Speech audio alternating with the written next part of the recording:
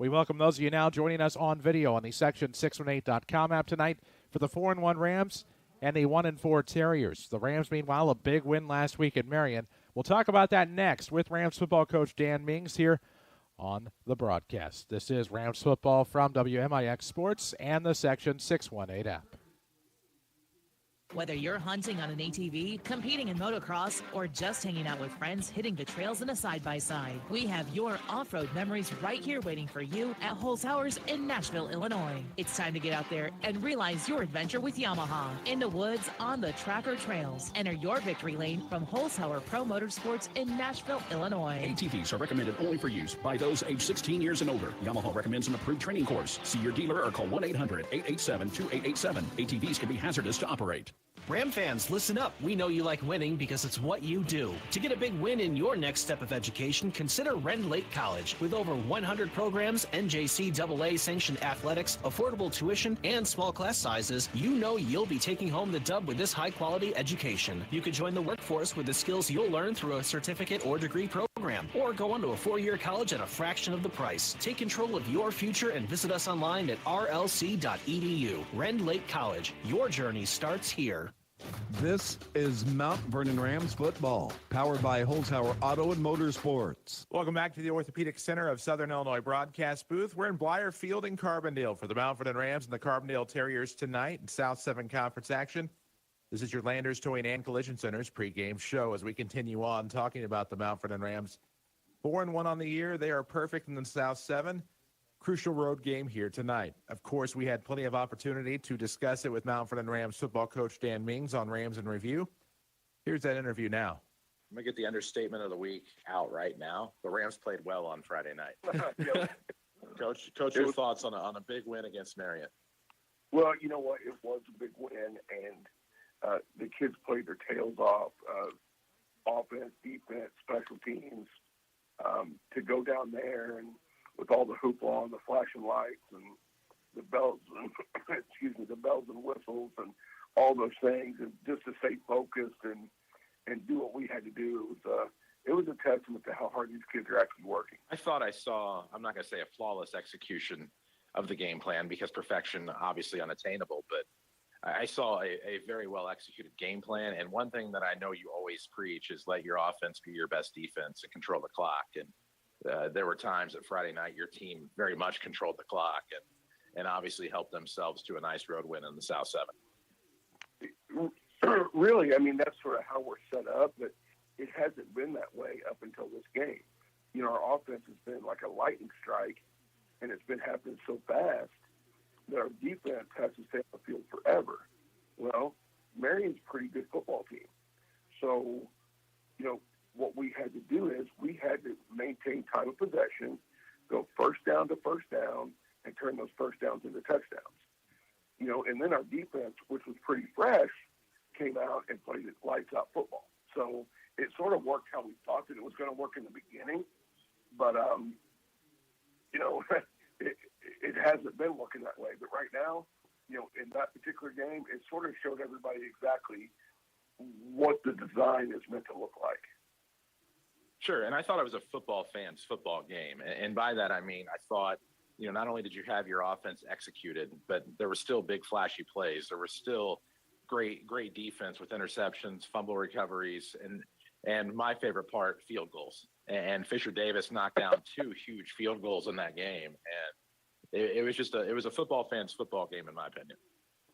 It was. And, you know, that's one thing that I've always sort of taken pride in is the different things that we do on special teams. You know, we'll kick field goals. We'll do onside kicks. We'll do fakes. It's something that if another coach doesn't take the time to prepare for us on special teams, then we're going to find that way to make something happen. And, you know, Fisher, he's been really good for us, you know, this year. And it's his first year really as a kicker.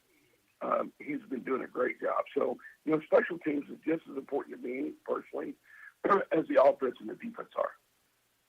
And I'm glad you mentioned the onside kick because, I mean, I don't know, even whether at pro, collegiate, amateur levels, I don't know that I've seen one executed that well. So where The kick was a little slow to get there, but it allowed your team to set up and kind of provide a little barrier for it to go the amount of yards it needed to go. And then by the time it got there, they were waiting on it, and it made for an easy onside kick recovery. Right. And we sort of, I don't know the kid's name. It doesn't matter. And I'm not saying this to embarrass the kid, but we found him on the first kickoff. He was just nervous. He was, I guess he was a young kid, and he was just nervous. And I told the guys, after the first kickoff, that if we need it, this is what we're going to do, and this is who we're going to attack with the kick.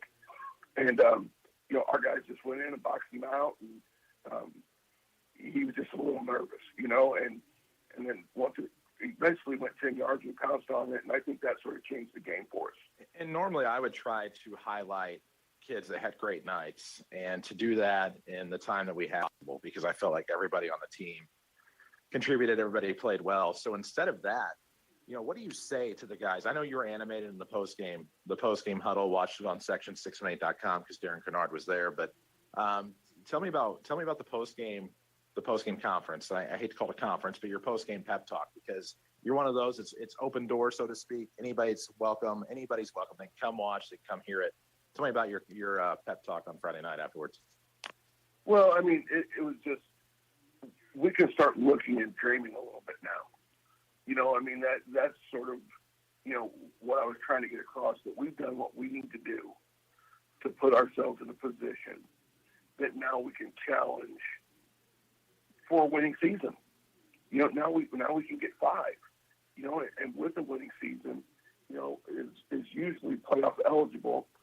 It doesn't mean you're going to get in with 5, but it means we're playoff eligible. So now that's, we're looking for a winning season. We want to be excited, but we want to be prepared, and we want to be disciplined, and we want to do the things that we have to do, and, sort of thank the crowd for being there and supporting these kids and being so loud. And, it's sort of like I channel something from, in those talks, because, obviously nothing I say is prepared, so I can't really remember too much of what I say, when I come out of that trance. But I just know that I'm excited. The kids are excited. The student body's excited. I think Mount Vernon is 100% behind what we're doing, and the town is excited. So we just have to make sure that we maintain our focus, because we haven't done anything yet.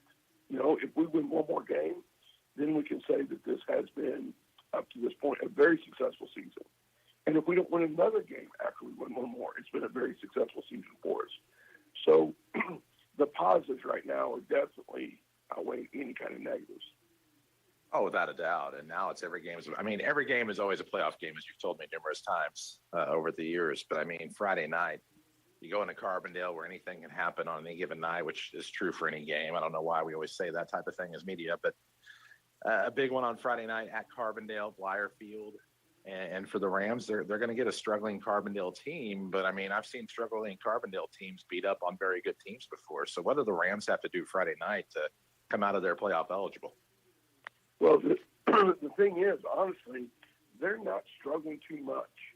They're young, and, they're a lot like this team that I got from last year. They are running to the ball. They are giving everything that they've got, and if they put it together, they're as good as anybody, just like we were, and I felt like talent-wise, when I came in, we were as good as anybody talent-wise. I think Carbondale is like that, and they are just one blink of an eye or a couple big plays away from being a pretty good football team. So the record is a little deceiving, but their youth has showed, on occasion. But if they can put it together, they could beat anybody in the conference. What are your keys to Friday night to keep those big plays from happening? Well, their zone and their RPOs. They're playing, the spread football, running around and throw it, and we've got to contain it. We just have to contain it. We have got to get off the field on the defensive side and give our offense the ball back. Once we get off the field, and our offense has the time to do what they want to do, then I think that it's sort of our advantage completely. But the longer we stay on the field defensively, just the odds say the more points you're going to give up. So we need to get off the field on third downs or get turnovers. Final question for you. Obviously, you've gotten a lot of fan support this year. I mean, the crowds at home have been amazing. The crowd at Marion filled up the visiting bleachers, which I've not seen in quite some time. Obviously, it's a dual-purpose interview. We run it in Rams in Review, and I run it again on Friday night in the Landers pregame show. But for somebody that's maybe on the fence about coming out to support your guys, what do they need to know to come out and support this team? Because I feel like there's still people that want to come, and there's people like, oh, I listened to it, I did this, I did that. But they need to get out there and support your kids. Well, yeah, because it's pretty exciting. There's so many avenues anymore to be a fan. You can sit at home and you can listen to it on the radio. There's a lot of streaming services. You can sit at home, watch it, plug it in, and watch it on your big screen.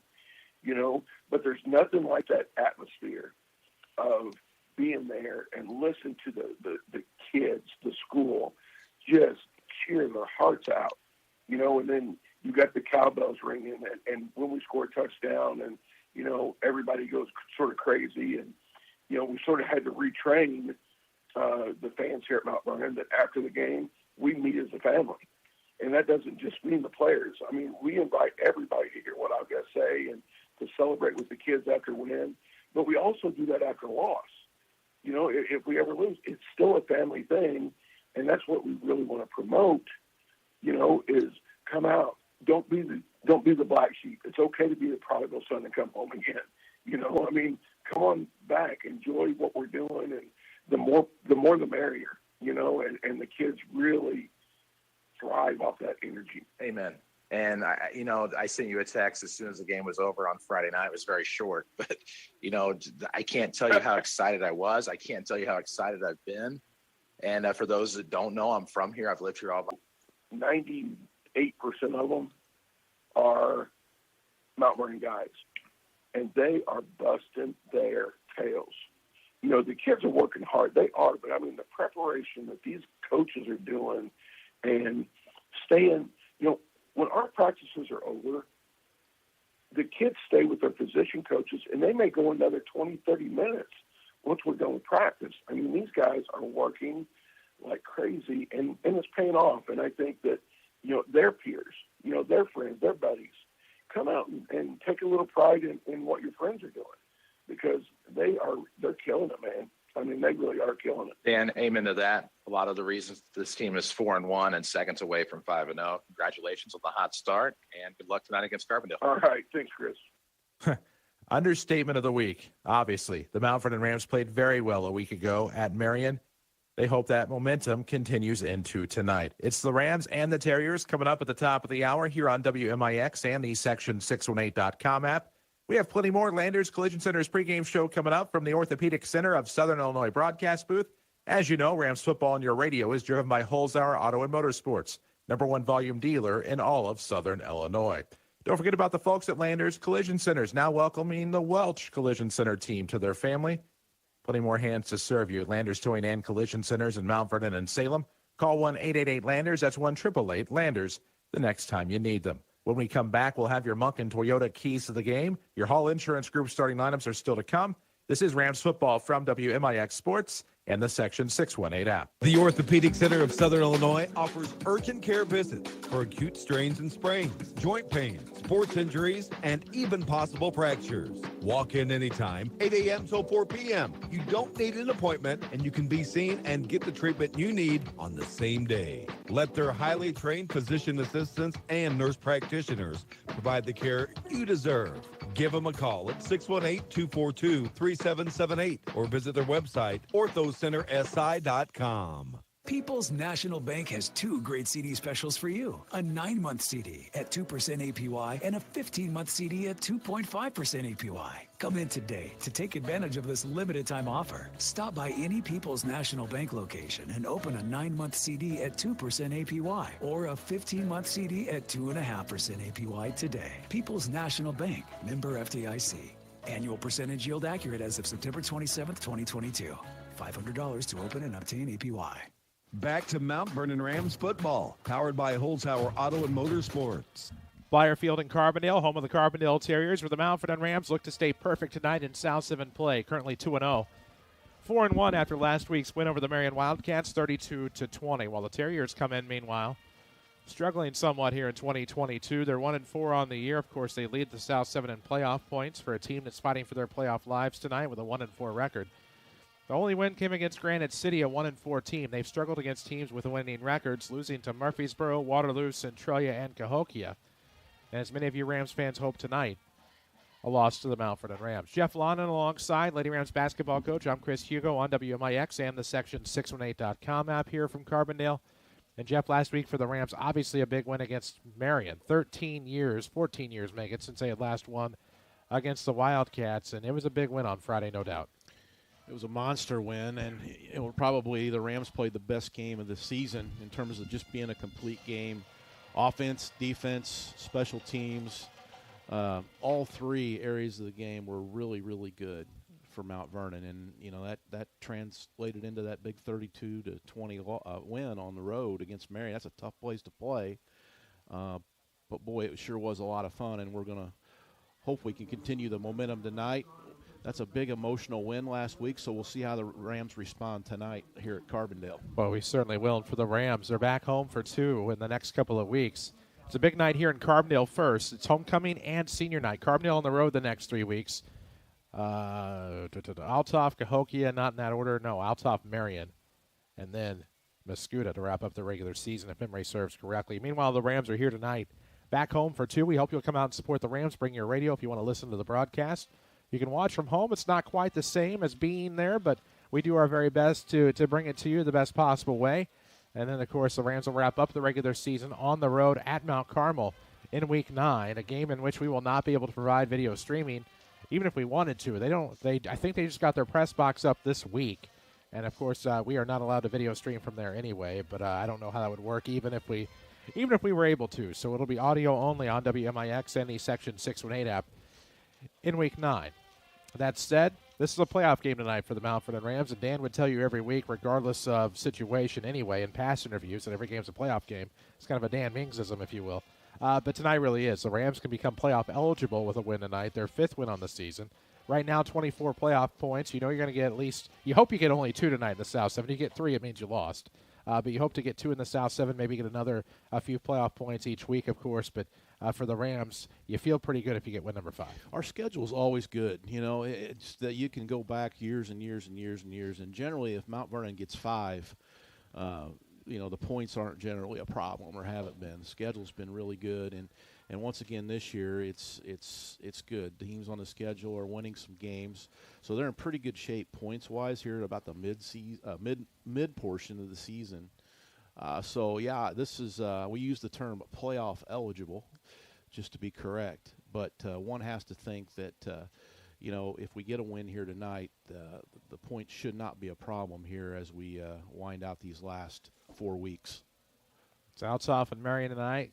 Centralia is at Cahokia in South 7 play. We'll talk more about that after a quick break here in your Landers Towing and Collision Center's pregame show. The marching band on the field right now for Carbondale, waiting for the Terriers to come out. Then I assume at some point after that, we'll have the national anthem. We'll take that break, however, on the Landers Collision Center's pregame. This is Rams football from WMIX Sports and the Section 618 app.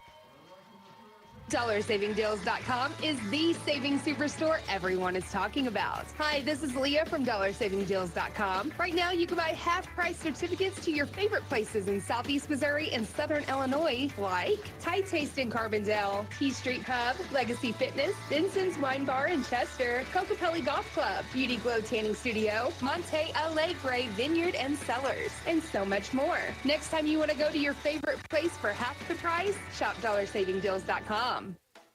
Are you ready for your team to get their license?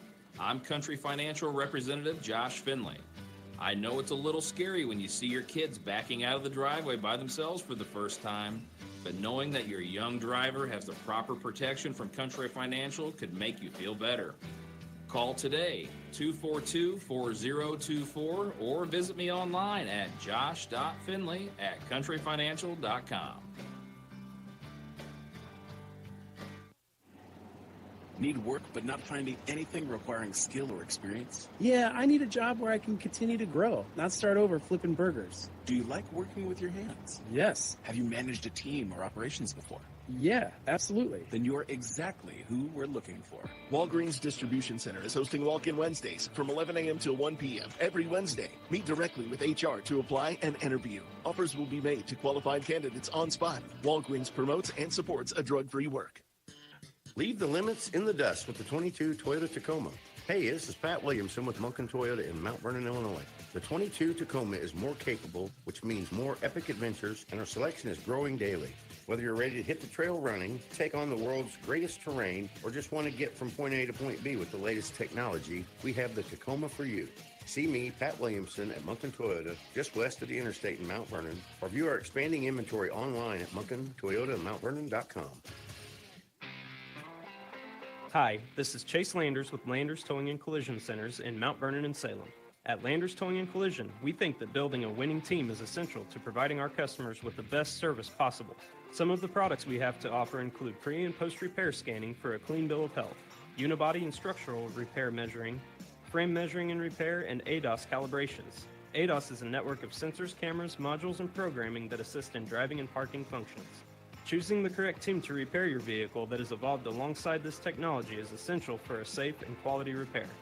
That's why we have spent countless hours providing our technicians with the highest level of training the industry has to offer. ICAR Gold Class Certified Collision Repair Training. We would like to welcome our newest members to the team, the Welch Collision Center family. Now with more locations to serve you, big or small, we tow and fix them all. Call 1-888-LANDERS. That's 1-888-LANDERS. Hi there, Chris Bean with the Bean Insurance Agency. We recently celebrated 20 years in business as your source for great rates and great service here in Mount Vernon. As a longtime resident of Jefferson County, we're committed to serving our neighbors and friends. At the core of our service is my wife, Brandy Bean. Brandy has a nursing degree from Sanford Brown College and started working at Bean Insurance on day one. Call Brandy today for a great quote at 618-214-6017 or beaninsurance.net. Streaming worldwide on the Section 618 app, this is Mount Vernon Rams football from WMIX Sports. AM 940, 96.5 FM, and the Section618.com app. Chris, you go with Lady Rams basketball coach Jeff Lonnon alongside. It's the Mount Vernon Rams trying to become playoff eligible against the Carbondale Terriers. We're back in the Orthopedic Center of Southern Illinois broadcast booth for this Landers Collision Center's pregame show and coach for this Ram football team. Obviously, we talked a little bit about playoff eligibility a moment ago, but most importantly, just to keep getting wins in the South 7 with hopes of an eventual conference championship. You want to feel like your toughest hurdle is out of the way, but it's not. Every game in the South 7 is tough, regardless of record, because how many times have we seen both Carbondale and Mount Vernon almost pretty well out of playoff contention and then throw up 100 points on the board in a back-and-forth game? Yeah, no doubt. We've seen that. And, South 7 on the road, too. It's a whole different animal when you go on the road in any sport. It's not just football. It's just a very, very difficult proposition at times. But again, the Rams, last week pulled off the ultimate road win against Marion. And so they've got it in them. They've proven that. That's a great win for them, too, in case you'd ever have to get on a road for a playoff game. That atmosphere was very close to a playoff game atmosphere last week. So they gained some valuable experience there as well. So tonight, I think the key tonight, and I said this before, is, just coming off that really big emotional win last week, maintaining that momentum and continuing to play well. Because, sometimes the natural just kind of the natural tendency is to let down a little bit after a big emotional win like that. And again, that's not just football. That's any sport you play in high school. You pull a big one off, it's a little harder to get up for that next one at times. So we'll see tonight how sharp we come out. Hopefully we'll be sharp, and I know the coaches have been after them all week and practiced hard. They worked on some things this week, some wrinkles that they didn't have the previous couple weeks. So they're continuing to expand on both sides of the ball, the things that we can do, like I said, both offensively and defensively. So we'll see if we see any of those little wrinkles tonight, or we may just play it close to the vest and watch 26 blast again for about 400 yards, right? Worked out to 280 yards and 3 touchdowns Yeah. for Ethan Rivera a week ago. This is a Carbondale team that lost 46-6 to Cokia last week. Senior night, homecoming, it's all the emotions wrestled into one for this Terrier outfit. 1-4 on the year. We owe you keys to the game, handed to us by Munkin Toyota. Visit them in person for a professional showroom presentation on all vehicles, including a thorough explanation of all available options and specs of each vehicle. That's just part of their world-class service at Munkin Toyota, west of the interstates in Mount Vernon, or shop MunkinToyotaMountVernon.com. Jeff, keys to tonight's game. Run-pass option offense from Carbondale. So that'll be a challenge for the Ram defense tonight. This is going to be a wide-open spread-type offensive system where the quarterback's actually going to read whether he wants to hand the ball off or he wants to roll, many times half rolls to the right or the left and throw the football short. So typically run-pass option, you're going to get a balance of about 50-50. I personally have not watched Carbondale this year, so I can't tell you that's exactly what they're going to do in terms of their ratio run-pass. But there will be the secondary will be tested tonight, and I think that's one thing. Hopefully the Rams have worked on this. Well, I know they have, but hopefully have improved upon since week one, because they're going to get tested in the secondary tonight with this spread offense. And I think the second key is the same thing that we'll say every week. Just possessions are very important. Moving the chains very important. Just getting your 3 and 4 yards and getting back in a huddle and then popping that big play, that big run every now and then, and just keeping the tempo, but yet keeping the other team's offense off the field. And that's what they did so well against Marion. Marion just could never get in a rhythm because they just couldn't get the ball as much as they wanted it. And I think that was really important last week. So offensively, just move those chains and do what you do in that run, Diamond T running offense, and we should be in good shape if we're successful with those two things. Well, we should be, and those keys to the game are handed to us by Munkin Toyota. Peace of mind comes standard at Munkin Toyota with Toyota Care. You're covered with maintenance and roadside assistance for 2 years or 25,000 miles, or ask about even longer protection with Toyota Care Plus. Find out more at Munkin Toyota in Mount Vernon. The captains are meeting at midfield to go over the coin toss, and we'll see who has the football first tonight between the Rams and the Terriers. Visit Landers Towing and Collision Centers for heavy truck and camper repairs. Call 1-888-LANDERS for all of your heavy-duty truck repair and camper repair needs. They offer 24-hour emergency services and towing for all vehicles on the road. That's 1-888-LANDERS. Oh, boy. This is WMIX Mount Vernon, a free service from Withers Broadcasting. We're about to kick off here from Carbondale.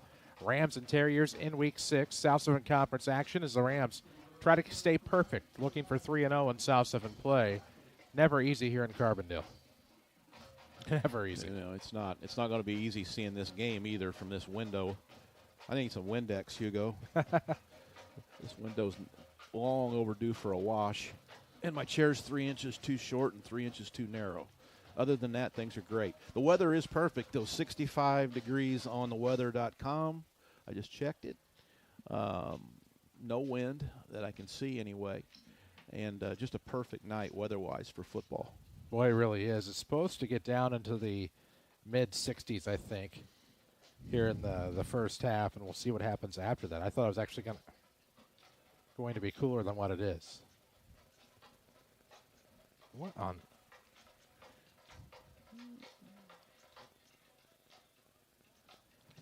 Anyhow, starting lineups tonight when we have them will be presented by Hall Insurance Group. Don't waste your time. Let Hall Insurance do the shopping for you. Go to hallinsgroup.com and get a quote fast. That's hallinsgroup.com. Carbondale won the toss, but they're going to defer, so it looks like Rams are going to get the ball first, Chris. Here we are. All the action tonight driven by Holzhauer Auto and Motorsports, #1 volume dealer in Southern Illinois. Log on to holzhauer.com to do your shopping online as we'll wait for them to put the minutes on the clock. And again, the clock is out of actually our visual range as well, so There have been times where we've tried to offer the very best in streaming here from Carbondale, and trust me, we try to do our best, but instant replay probably not going to happen tonight because I have to keep my head out of a window just to see the clock and actually what's going on. So my apologies there.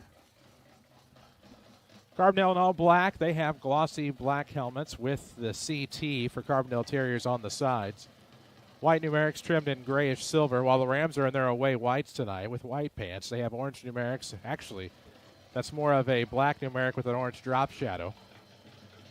As we're going to away here in just a moment. Rams will have the football first.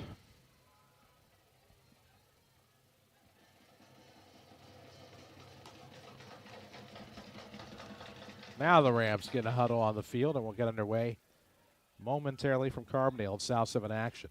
Congratulations to our latest Josh Finley Country Financial Ram of the Week. They are Lady Rams Golf, their first ever South 7 Conference Championship at Hickory Ridge right here in Carbondale back on September the 19th. You may be like, oh, Hugo, that was forever ago. Well, when we pick on Friday, we pick for the preceding week, which just so happened to be September 19th through September the 25th. So for the 26th through October the 2nd, we'll announce that next Friday night. All right, about ready for kickoff here in Carbondale. We'll see who's handling the kickoffs. Ian Davis used to have the job. A star-studded golfer in his own right for the Terrier golf team. And it'll actually be number 11, Declan Hickman, a 5'9 sophomore. Lash, the deep man, back for the Rams, standing at about the 5-yard line on the far hash. And here comes kickoff on this night. It's going to be offsides, and it's going to be an onside kick that goes out of bounds, I should say. And that'll be a penalty on the Terriers. The Rams will have good field position. That didn't go to the necessary distance anyway. It did not, and the flag came out immediately. It went about 8 yards and then went out of bounds over there. Terriers rolling the dice right off the bat. And it does not pay off for him there. Rams going to get the ball in real good field position. Boy, they are. They'll be in Carbondale territory to start. Good evening again. I'm Chris Hugo, Lady Rams basketball coach Jeff Lonnon alongside. It's Brock Myers back at the Mount Vernon studio. Zach Mattmiller handling the camera tonight for the Section618.com app. Jeff Crow on assignment. Rams will send Kerry Richardson to the left. He's going to get back. There we go. They'll have Fisher Davis left slot. The backs are Lash and Rivera for the quarterback. Peyton McMillan, who's led this team to 4 wins, 1 loss, 2-0 in the South 7. As with 12 minutes to go in the game, we are just getting underway. It's a pitch to the left side. Lash, he has running room. He'll get to the near hash as he gets inside the 40-35 down to about the 32. That's a big run for Lash. Probably right about good start. 9.5. Yeah, not quite a first down, but it's close to it. Real close. There's no room in here. No. Never has been, though, so it's okay. I think about 20 years in, I'd figure that out. Trying to get these stats written down just so I have a point of reference. And on the near hash, they'll go ahead and say a Ram first down. So it'll be 1st and 10 for the Rams. They'll be in the diamond tee set here, 11:42 to go. Trap up the middle, and that, I believe, was Ethan Rivera inside the 30 down to about the 26. We'll see where they spot the football. 26. Nope, the 27 makes it a 5-yard gain for Rivera, and that'll cut it in half, 2nd and 5. Yeah, real nice trap play. Nice and quick. 20 trap right up the middle. Great job blocking there up front. And that's what you want out of that trap play. Rams fans love winning, and it's what you do. Discover your next big win at Rend Lake College. More than 100 programs in one of the state's most affordable colleges right here in your backyard. You're okay. A minute 11:04 left here, first quarter. We're just underway. No score yet here in Carbondale. Pitch to the right side. Looked almost like a broken play at first. Lash going to get speed to the far sideline. He'll get inside the 15. Push out of bounds near the 10. Got a flag. There is a flag absolutely at about the 20. We'll see how this develops here. 10:53 mark of the first. No score. About a minute 7 into this one. This South 7 Conference showdown between the Rams and Carbondale. It'll be against the Rams. One might guess a hold. I didn't see the mechanic. That's trap toss. And I think that's one of those wrinkles I talked about before the game. That's a little counterplay off the trap that they haven't run previously very much, if at all. And would have been very successful had it not been for the penalty. So that'll push it back to the line of scrimmage. So it'll be 2nd and 10 for the Rams as they look to wind the clock here. 10:49 mark of the first quarter. First series of the game for the Rams. First drive. Scoreless ball game to start.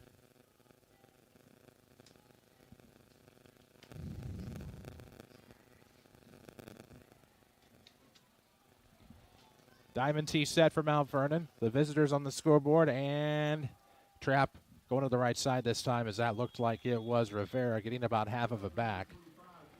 On what would appear to be another 5-yard gain, 2 carries, 10 yards, 5 apiece here for the Rams senior. Yeah. Rams committed to that run game early, and you can tell they're just wanting to get their 5 yards and get back in the huddle and keep moving the chains. And it's a helpless feeling defensively when that's coming at you, and you can't get your offense on the field and get the opponent offense off the field.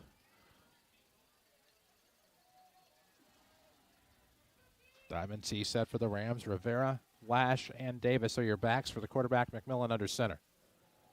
Counter to the near side. This will be Davis getting to the 25, fighting for the 20 where he's brought down. Forward progress would suggest the 19, which would be a gain of 9 for Davis and a first down for the Rams. Yep.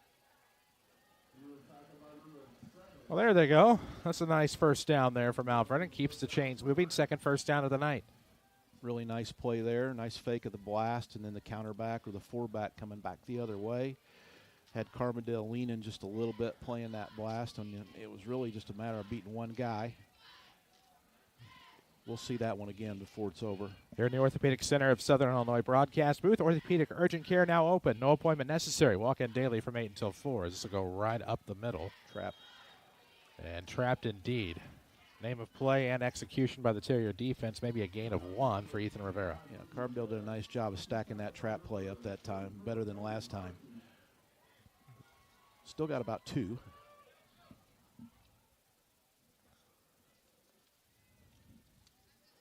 We'll drop below the 9-minute mark of the first quarter. Chris Hugo, Lady Rams basketball coach Jeff Lannon alongside as the Rams trying to flirt with a Mason Sons Plumbing touchdown. Out of the diamond team, McMillan under center. Ball is on the 17 in Carbondale territory. Looked for the handoff inside. Again, that almost looked like a broken play as the handoff was to Davis. That'll be a tackle for loss, maybe of 1 for the Terriers. Yeah, I thought it was 40 trap again, but it didn't quite look as smooth, did it? So 3rd and 8 for the Rams now. Of course, if you've been injured on the job, call Hannigan and McGovern at 618-241-9251. It's experience you can count on. Reputation you can trust. Be interesting to see what Mount Vernon does here. If they don't get this and they don't get close, would they kick a field goal? We'll see. It is 3rd and 9 they'll put on the board. After the loss of 1. Davis in motion. They're looking to pass. The throw will go to the right side. Grabbed by Davis, far corner for the touchdown. What a beautiful throw. Great throw. Absolutely. 7:50 mark. It's a Mays and Sons Plumbing touchdown here in the King City. Make that here in Carbondale. We're not at home. What a beautiful throw. Just a little motion out into the flank there with the four-back. And it's just kind of a little swing route over the top of the head of the defender, and that ball was thrown exactly where it needed to be, right? I mean, perfect. Great throw by Peyton McMillan. Puts the Rams up 6. And a great catch. That's not automatic. No, it's not. Davis is going to try to get even more points on the night here. Just going to watch on my screen and hope for the best. Their snap. Kick is up. Kick looks good. It is. Beautiful. Rams take a 7-0 lead here early in Carbondale. We're glad to have you with us. Whether you're watching online on the Section618.com app, you're listening to AM 940 or 96.5 FM, it's great to be with you from the Orthopedic Center of Southern Illinois broadcast booth as the Rams strike first at the 7:51 mark of the first quarter. Up 7-0, a beautiful pass to Fisher Davis in motion. And you can't help but think about that failed onside kick to start the game. Really set the Rams up on a short field and made things a little bit easier on them right off the bat. Oh.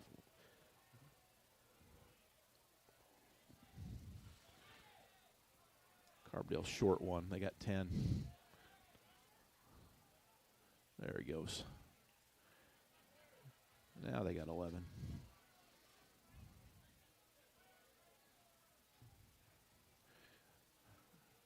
Now the Rams, don't put it past them because you know they'll do it. They are in that bunched up formation for this kickoff. You never know when they may onside kick. Mm-hmm. Just keeping them honest. Carbondale did a nice adjustment there. They were ready. We're waiting to kick off with 7:51 left in the first. Pooch will go over the top. Beast trouble. There's a dive. Rams are going to dive for it. We have a pile coming up about the 30, 29-yard line, and the Rams look like they have it. A Pooch over the top.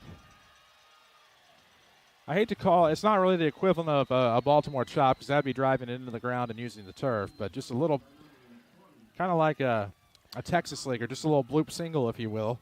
Bounces on the turf into the outfield, so to speak, and the Rams are able to come up with it after a couple of dives. Texas leaguer. You betcha. All right. Not a term you hear often enough. Yeah, that was a perfect Pooch. And once that thing hits the ground, it's end over end. It's hard to field if it doesn't truly bounce on that first hop, and you don't get that good true bounce on the first hop, which they didn't there. And then Carbondale was chasing it, and the Rams got all over it. And now we're back in business. Gosh, what is that, about the 27? 27-yard line where the Rams will have it first and 10. 7:46 mark of the first. It's a 7-0 Mount Vernon lead here in the early going from Blyer Field. Chris Hugo, Jeff Lonan alongside out of the, well, not really the Diamond T. Close to it, though, as they will hand off to Lash, and he will be swallowed up by a couple of Terriers at about the 31, maybe the 32-yard line. Good start for the Rams. Special teams come up big again here tonight, this time at Blyer Field, and now it'll be second down for Mount Vernon, but they lead 7-0.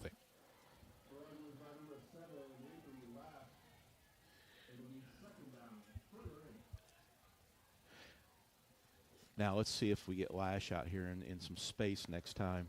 He's, to me, he's more effective whenever he's working the outside thirds of the field in space as opposed to trying to run it up in there.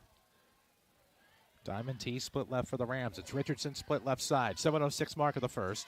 Blast. It is. Blast to the right side. Rivera still on his feet, and he'll make a nice spin move at about the 20-yard line, but we'll have some flags, and this, by all indications, could be on the Rams.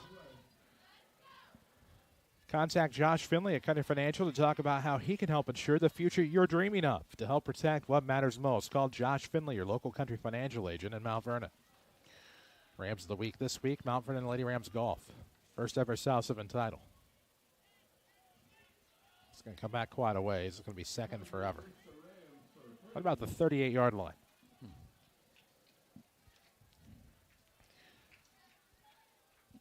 Well, it was a good play. Got a lot of positive yardage out of it. At least we know we can come back to that. I don't feel like the hold affected the success of the play, but the officials dropped the hanky anyway. They do. Second and 20 for the Rams from the 38-yard line in Carbondale territory. Pitch coming to the right side. This is blown dead. Oh, false start on the Rams. It'll be second and 25. Uh-oh. Yeah. But capable of scoring at will. We'll see what happens. That's the motion pitch that we got called on 2 weeks ago for a procedure.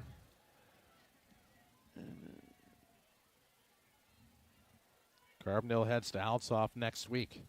Rams will go back home to Ken Hunt Stadium for the Cahokia Comanches. It saw a 46-6 win over the Terriers last week. They have Centralia at home tonight with added security. Bad deal over there. We got here about second and 25. Yep. All the way. See if Rams put the ball in the air here. Ball in the 44. Second and 25 for the Rams. You got to be kidding me. What now?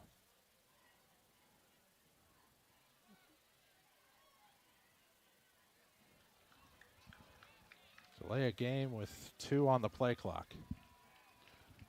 Okay. I'm going to tell you right now, if you're going to call that with 2 on the play clock, you need to turn the play clocks off because that's what the kids are going to go by. If you're going to keep it on the field, turn those off.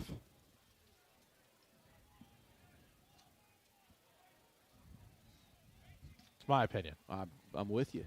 I mean, they should keep it on the field. I can't see the play. I cannot see. Well, I can if I lean way up here. But they do keep it on the field. A lot of people, including myself for a long time, thought, That play clock's running right down there, but it's actually the official time is on the watch of the official. Pitch to the near side, 2nd and 30, and tripped up on the run inside the 45 is Lash, as that took the Rams from the 40 to the midfield, or 44 to midfield, down to about the 41-yard line. Nice gain. That is. 9-yard gain. Yeah. I was just waiting until they did the math for me on the scoreboard. Still 3rd and 21 for the Rams. They still have their work to do.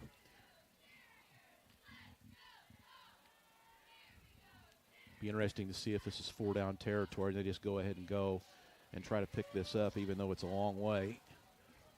They're picking some pretty good chunks up. 2-step drop to pass. It's going to be overthrown, and we will have a late flag as the intended target downfield, I believe, was Baker to the right side. And let's see what this flag is. I believe it's going to be on the defense. Yes, there you go. It's going to be on the defense. Hit the quarterback in the side of the helmet, which you can't do. Nope. Certainly can't do that. Wasn't intentional, but he did it, and that's a break for the Rams.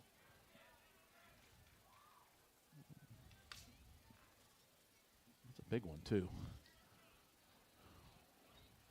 I'll take it closely, actually inside the original line of scrimmage.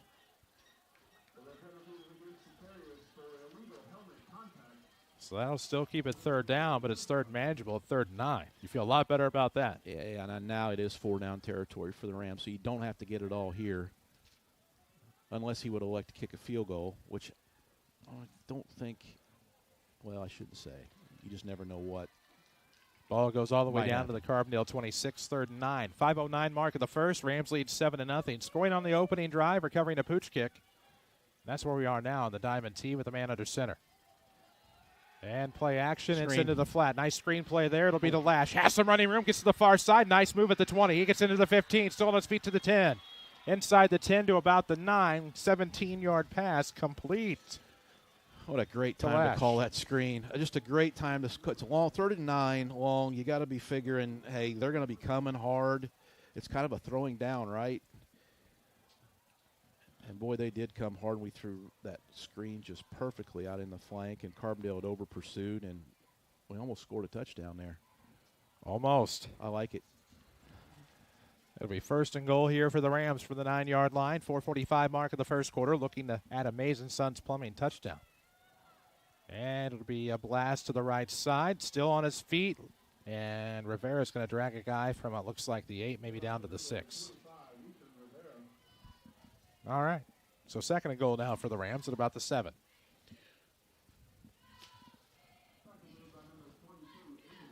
If I didn't need the clock, I would just watch my screen. Yeah.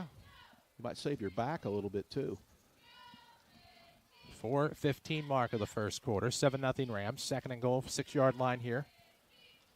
Rams trying to punch it into the end zone yet again. All the action tonight driven by Holzhauer Auto and Motorsports, #1 volume dealer in Southern Illinois. Out of the Diamond T yet again. This time a pitch to the left side. McMillan looks like a Lash coming to the near side inside the 5.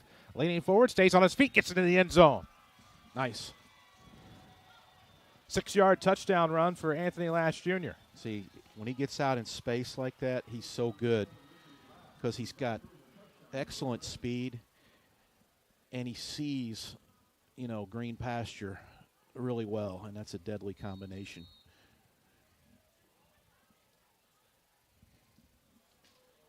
So it's 13-0 Rams right now. Let's await this PAT. What we got here? We got something.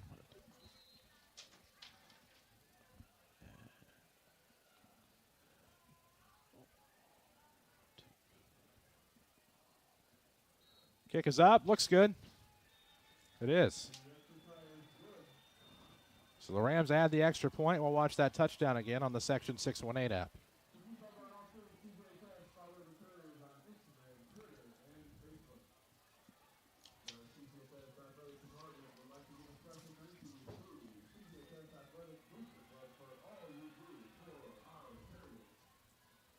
There we go. 14-0 Rams on top.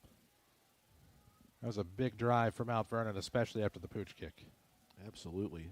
Another big special teams play sets up a touchdown. I've been really impressed with the special teams game. You can tell they've worked on it a lot.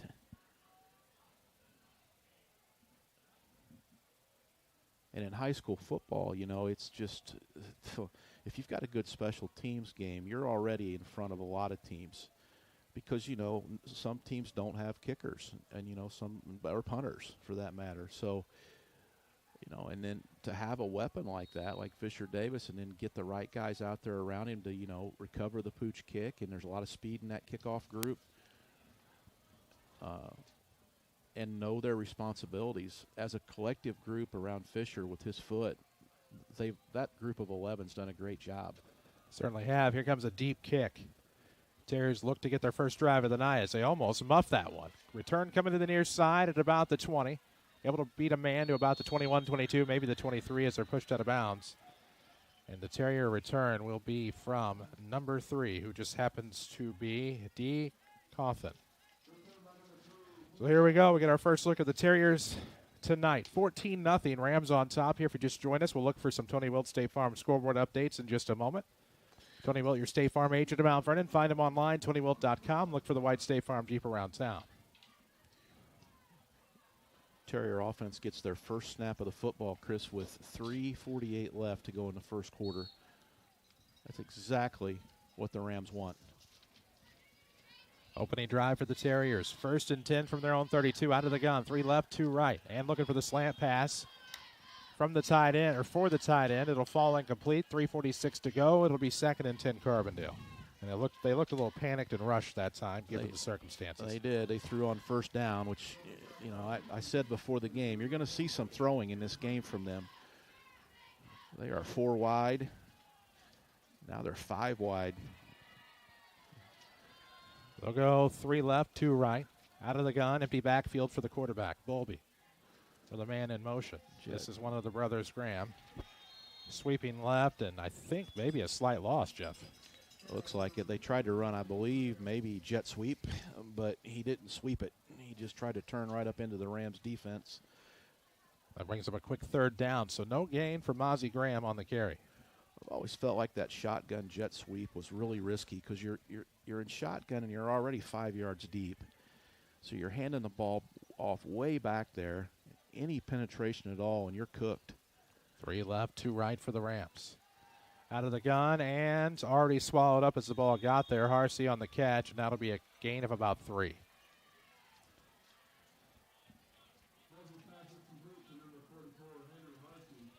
So the tight end, and that'll bring up 4th and 8, and the Terriers are going to go ahead and punt.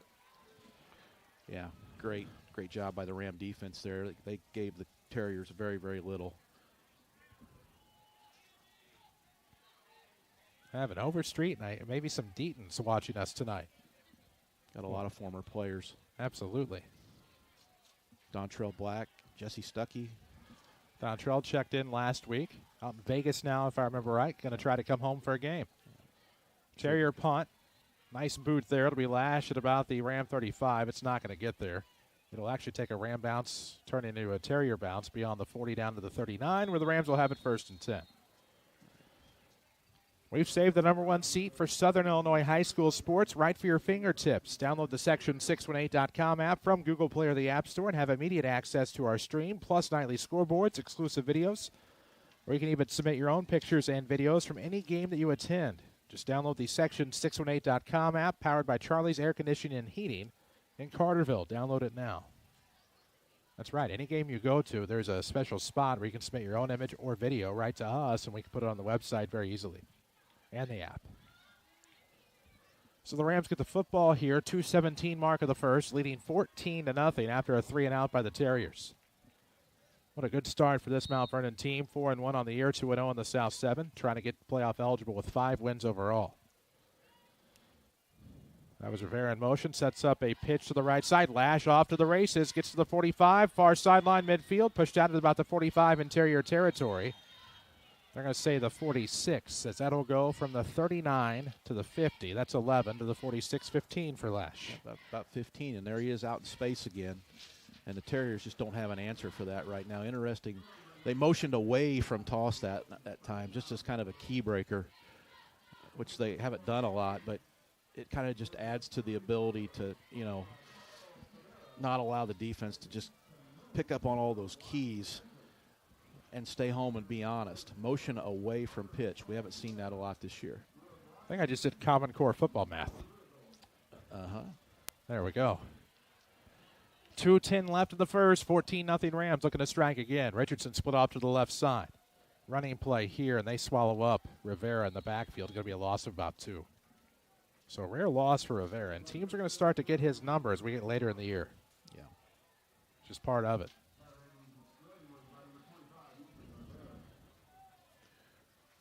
So 14-0.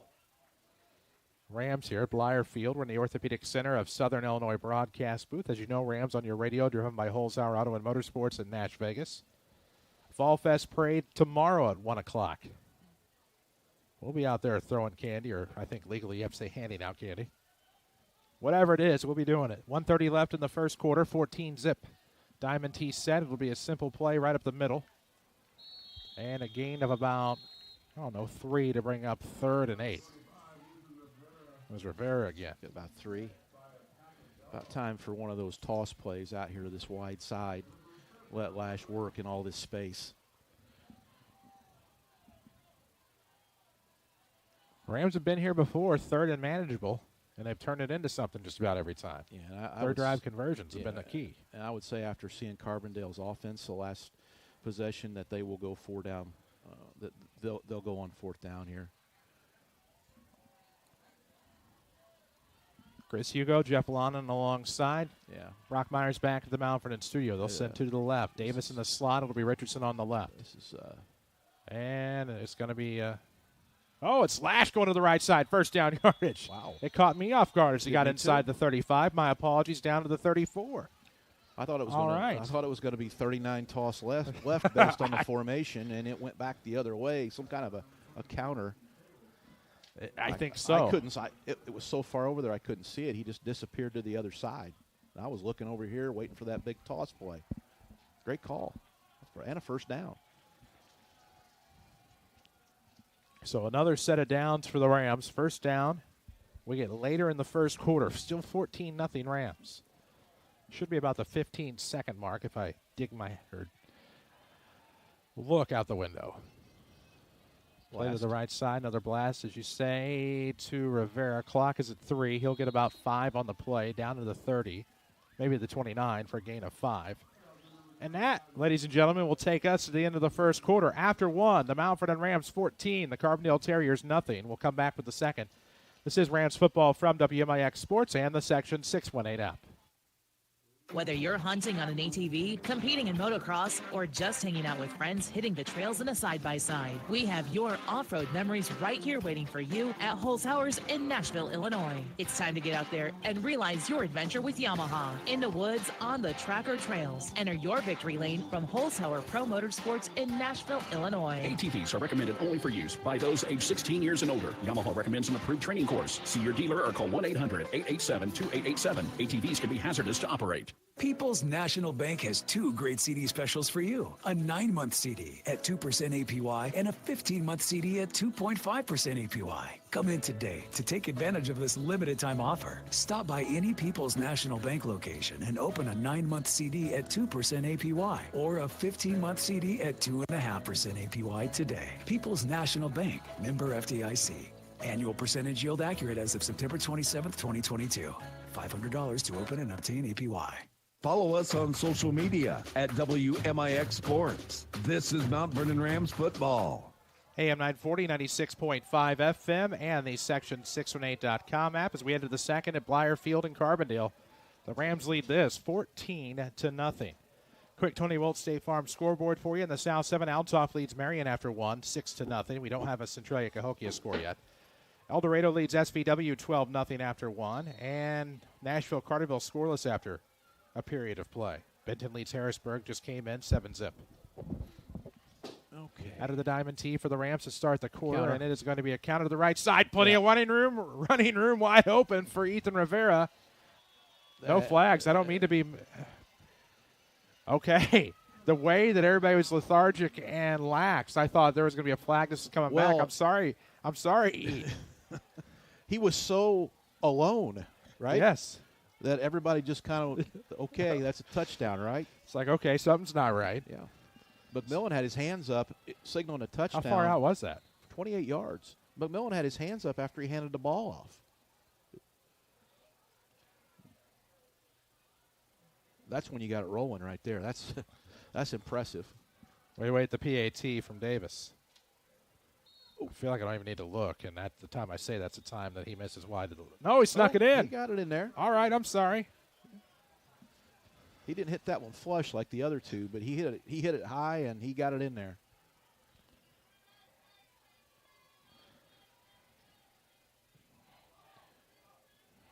$28 big yards. And the Rams are out to just a big lead here. I mean, that's all you can say.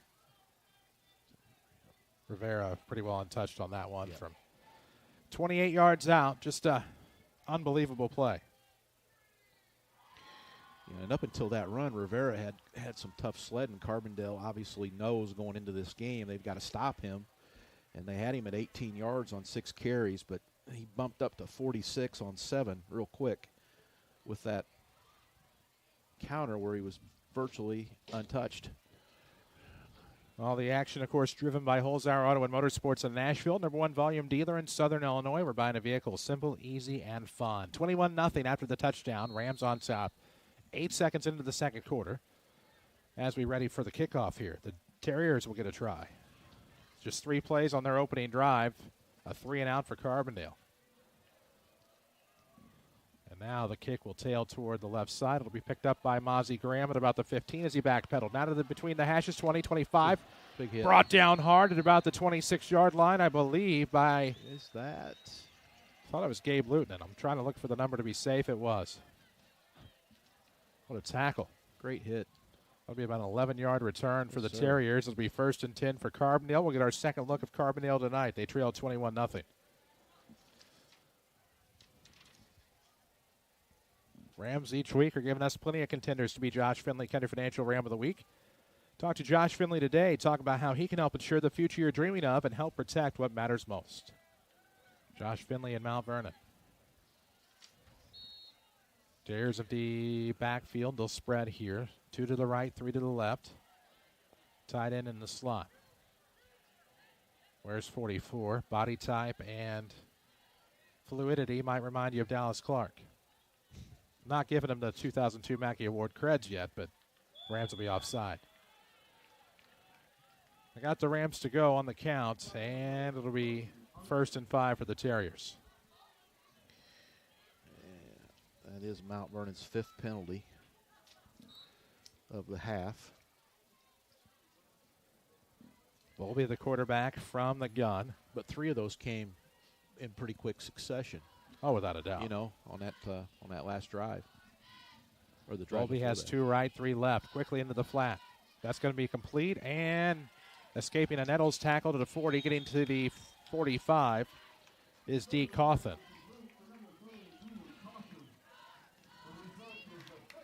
That's going to be about a 15-yard pass when it's all said and done. Bowlby now 2 of 3 for 18 yards unofficially. Carbondale in a bunch over here. They're just wide open, 5 wide. They are not going to run the ball. McKinney's on the left side along with Harsey and Cawthon. Looking right, Bowlby. Ball. It's a light throw, and that's going to be one of those looking upfield before grabbing it. And Gabe Luton would love to have that back. He sure would. Didn't do anything wrong, just, of course, the way it was thrown. The ball didn't come out right. No, I don't it know didn't. It may have got tipped. His arm may have got just touched a little bit, but it sure didn't come out of there clean. Bowlby's a great quarterback that doesn't get a lot of pub. Yeah. He looks the part. Feel like he's been at it for about 8 years. 6'3", 205. Yeah, good frame. Exactly, for a quarterback for sure. 2 to the right, bunched to the left. That means 3. Quarterback out of the gun, empty backfield. Tough snap there. That's going to be overthrown and out of the reach of number 4, Austin Niedecker. And that will give us, I believe, 3rd down and 10 with 11:19 left in the second quarter. 21-0 still the score. Rams on top. They've scored on every drive. Yeah. And that ball came out of his hand much, much better. Tough snap, but you're right. The release was good. Yeah, it was good. He can wing it. You know, he proved something to me there. I have to prove something on 3rd and 10 here from their own 47. Ball in the near hash as they move right to left as you look at your radio, or you can watch us online on the Section 618 app. That'll be Cawthon in motion into the right. Out of the empty backfield, pass into the flat. Let's see if he can get away. Finds running room, has a seam, gets to the 40. He's at the 35, pulled down at about the 32. Gain of 18. Yeah. Carbondale just throws a quick little wide receiver screen out there. And that's the second time they ran that this possession, and they've got good yardage on it both times. So that'll be the first down of the night for the Terriers unofficially. 21-0 game. Rams still on top. Again, they'll stay empty backfield. Out of the gun for the quarterback with a man in motion. Mozzie Graham will come and put 4 on this left side. That's a bunch. That's a diamond bunch. Look at that formation. Same thing. Into the flat. Looking for running room at the 30. Gets to get into the 20. Pushed out of bounds at about the 11-yard line for a gain of 19. And that's where you're going to have to watch. Yeah. Quads to one side. They throw out there the little quick wide receiver toss to the flank, and then they just use those 3 guys in front of him to block. It's a good play. And the Rams will take a timeout, sponsored by SSM Health. SSM Health, Good Samaritan Hospital, is advanced care close to home, and the Rams in danger of giving up this shutout here as Carbondale able to effortlessly move the ball down the field.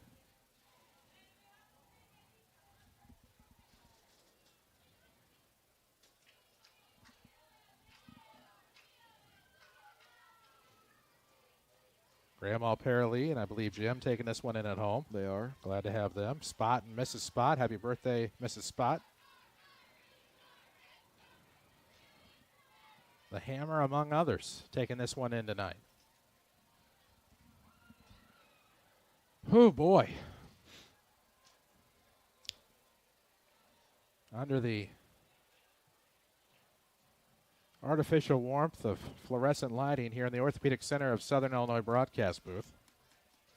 Those aren't LEDs. It is much warmer in this booth than it should be. Yes. For it being only, about 64 degrees. Correct. Which I think is what you were referring to. Yes. All right. Carbondale still empty in the backfield. About 10:50. If they motion left, okay, watch the little screen out to right. Oh, they didn't throw it to him. They didn't like it. Running around to the right side, looking to pass. He's past the line of scrimmage, looking to get into the end zone as he's inside the 5, brought down at about the 2, maybe the 3. Right there with about a first down, perhaps. Could be 1st and goal, maybe. That or 2nd and short. Yeah, they run the same exact motion into the same exact formation, but this time the quarterback pulls it and runs out the backside. Probably a design play, and it's a good one. They had the Rams flowing in the wrong direction. 2nd and 2 as the Terriers will go right up the middle, waiting for the official. I say down at the 1. Good thing, too, because I can't see the ball carrier from here. Looks like that's going to be a first down, so that'll be 1st and goal from the 1. So it'll be 1st and goal from just outside the end zone. Like, I should not be sweating right now. With sweat coming into my eyes.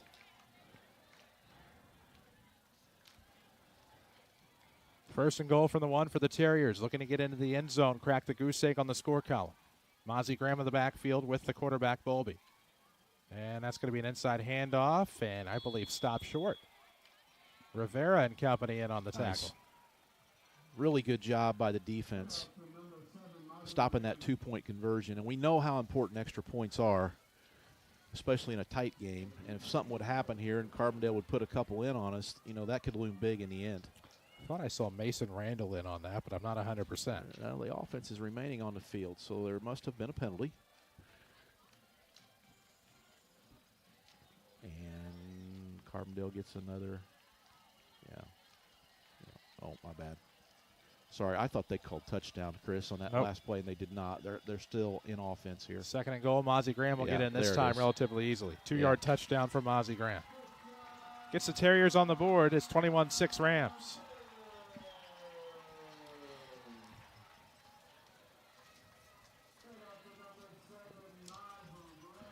Well, it won't be a shutout. We wait the Terrier PAT. See if they can cut it to 21-7.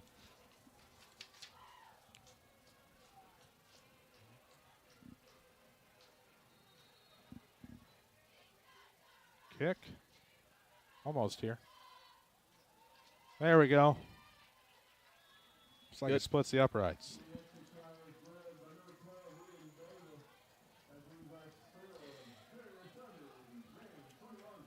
Okay, now, if you're the Rams offense here, Chris, the biggest statement you could possibly make is to take this ball and just drive it right down the field and score. Because if you don't and you give the ball back to Carbondale, I think they found a few things now that are working. That little wide receiver screen pass out in the flank there has given us some issues.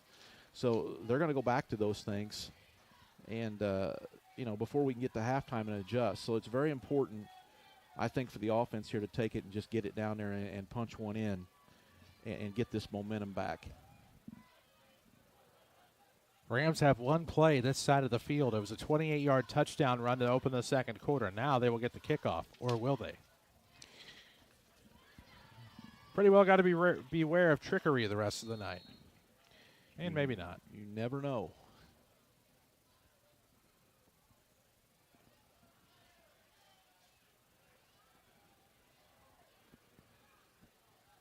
Ball is resting up against the tee on its side. Rams got 10 guys up, Chris. If they kick an onside kick here, yeah, they are. And that sure will are. That's not going to not go the distance, and I believe it might have hit a Terrier foot. Yeah.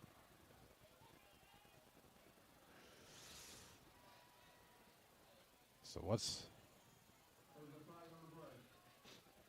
I never saw the flag thrown. It was just announced by the public address, so it must be out of our field of vision. Yeah. He must have just dropped it right there and not physically thrown it in the air.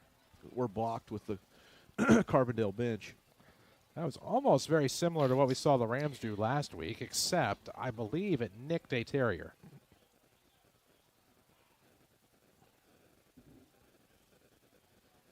Carbondale coach pleading his case, whatever it is.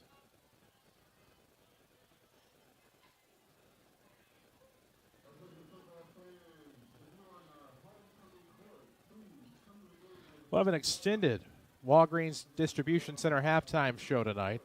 It is homecoming night here in Carbondale, or the homecoming game, if you will.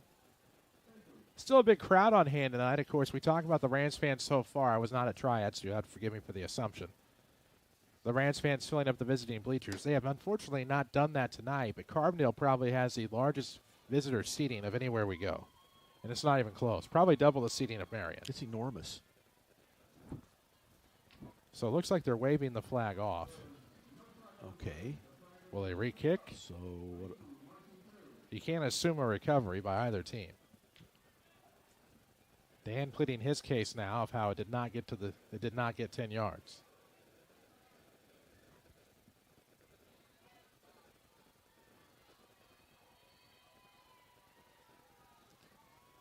We just got to wait.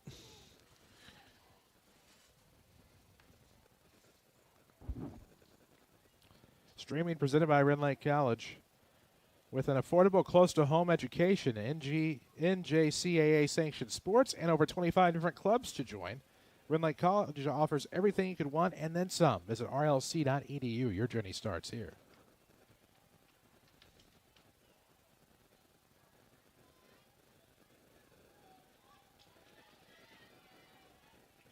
I did not see the Terriers recover it. However, I see Terrier offense on the field. Again, I'm just waiting for some kind of definitive information from our official in the white hat. He's on about his 4th conference right now. He conferred with the Carbondale coach. He went over and conferred with us. And now he's having another one with his guys. So what are they doing here? What are they doing? Are they going to give Carbondale? They surely can't give Carbondale the ball. My apologies. Carbondale's a lot of kids that play both ways. Yes, I think that's the kick. I did not see Bowlby, so they're going to try again. Yeah. Either way, Dan not happy. So what? It's just a redo? Looks that way. I don't. I guess it's got to be something. It can't just be a redo. I don't know if you play the inadvertent whistle game here. We'll see what happens. If you just tuned in, 8:58 left in this first half. Rams lead at 21-7 over Carbondale. Carbondale tried an onside kick. It did not go the distance. A flag was thrown. However, they wave off the flag after talking to the Carbondale sideline. And now a re-kick. And you'd have to assume Lightning not going to strike twice here. I think the only way that happens is that they blew the whistle. Yeah, that's the only thing to go with. Inadvertent whistle. Sure, well, I can go with at this juncture is Ian Davis, also a very good golfer. Going to kick off here.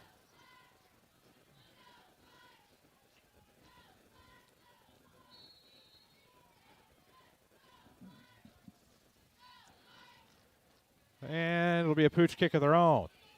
That's a great Willie Mays-like catch by the Rams at the 31-yard line. That was a heck of a catch. That looks like Russell Wilson dropping the bucket there on Lake and Maulding. What a good recovery there. So the Rams will have the football now. And here we go. Chris Hugo, Jeff Lonan alongside. It is Brock Myers back at the studio. Zach Mattmiller taking care of the camera tonight for the Section 618 app. Jeff Crow on assignment. Well, it's unfortunate because that inadvertent whistle cost us about 25 yards. And on a drive here where you want to get this momentum back, that would have been huge, putting us on a short field.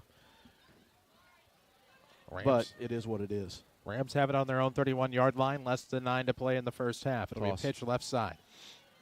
Lash able to break an arm tackle and get 2 yards on the play.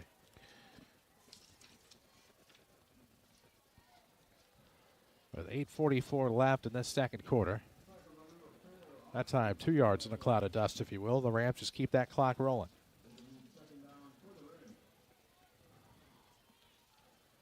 Right now, the clock, their best friend and worst enemy, as they're going to try to kill as much time of possession as possible. Kill as much clock, I should say, to increase the time of possession.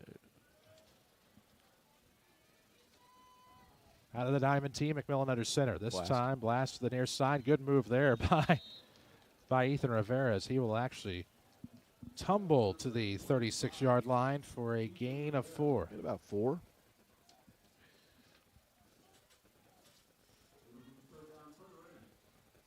Third down now. This is probably an area where we would punt, Chris. I can't see us going 2 downs here. It's a big gamble if you do. We'll have to just wait and see what happens. How about just pick the first down up here, and then we don't have to worry about it. Definitely make life a lot easier as it's not third and 7. That's closer to 3rd and 5 for the Rams from their own 36. 21-7 Mount Vernon over Carbondale, and we'll try to do the same thing, but a broken play. And this time it'll push the Rams on a tackle for loss back to the 31-yard line.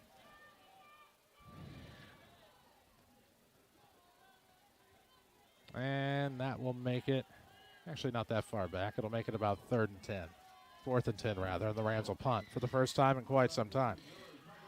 Yeah, that didn't come off like it should. I don't know whether he was going to pull that and play action that out the other side, or whether the handoff just didn't quite get in the pocket, so he pulled it just to keep possession of the football and not fumble. Either way, the Rams got a punt. See if that's what it really is going to be. Yep, Davis will punt. Dedecker will run up to get it about the 39. Along the far hash, he makes a nice move toward the outside, tries for a spin at midfield. We're going to have a flag, as that was Randall on the tackle, and I will be more specific, Maddox at midfield. But let's see what this flag is going to be. With 6:41 remaining in the first half after the Rams punt for the first time tonight. 21-7, orange and black.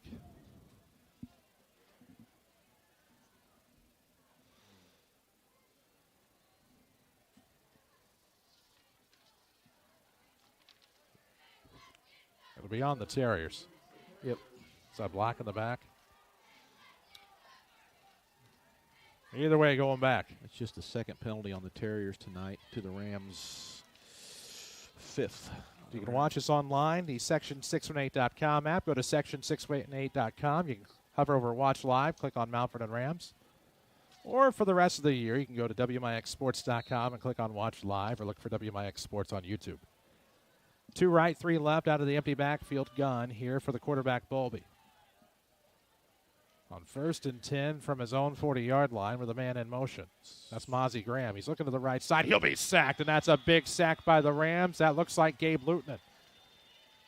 Huge sack by Luton. 2nd and long now for the Terriers, as that'll push him back about 5. Yeah, hey, and they were going to go for the home run ball up the right side there. Great penetration and great sack to eliminate that possibility for sure.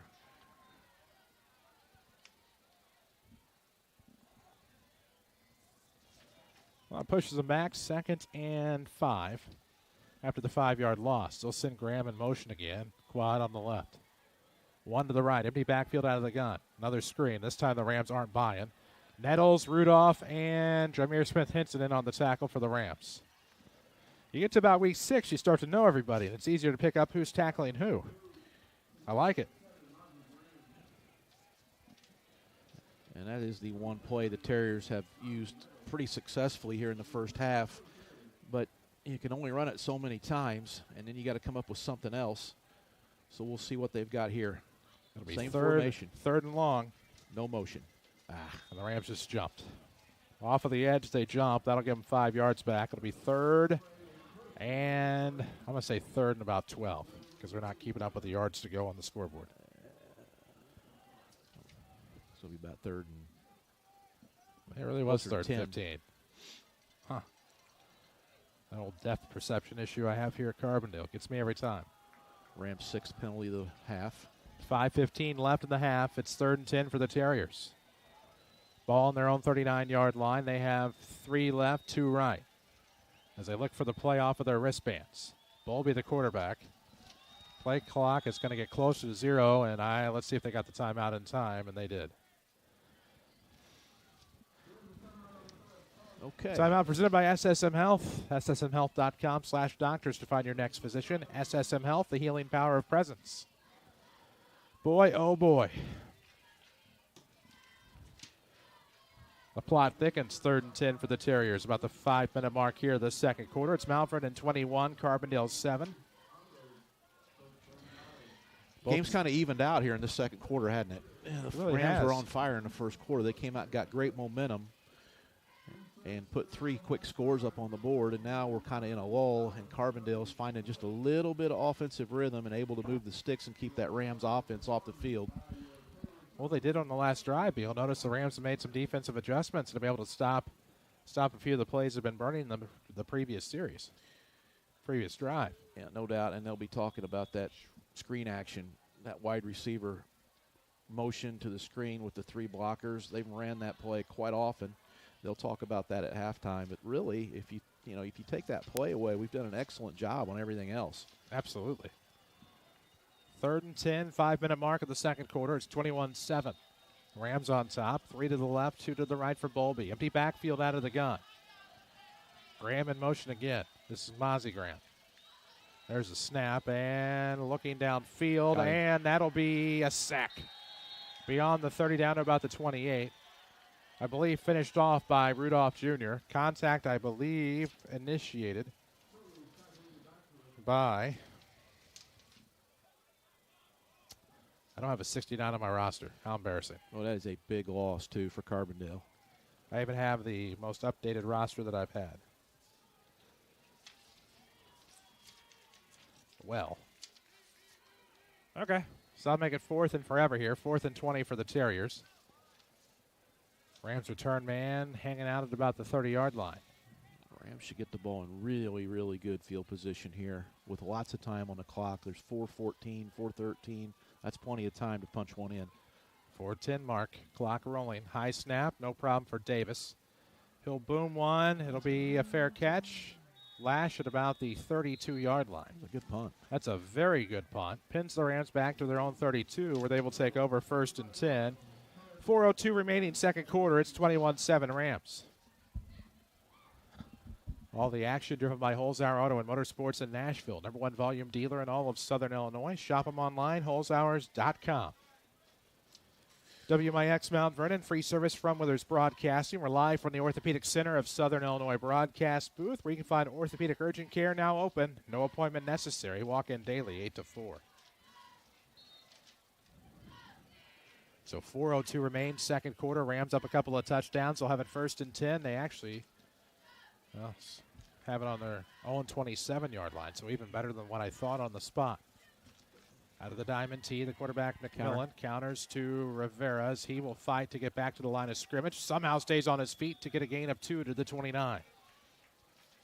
As it came to the near side on a counter play, and the Rams will take that. Carbondale's doing a nice job now, a much nicer job than they did in the first quarter, stopping the run game. But there's still some things we can do. I like Lash out I like him out in space, Chris. Let's see if they can get it to him. 2nd and 8 for the 29, 3:28 There mark. it is. They do. It was high. Yeah, That's going to cost them some yards. It's going to get them to the original line of scrimmage for a loss of 2 on not a great pitch. Yeah, timing was off.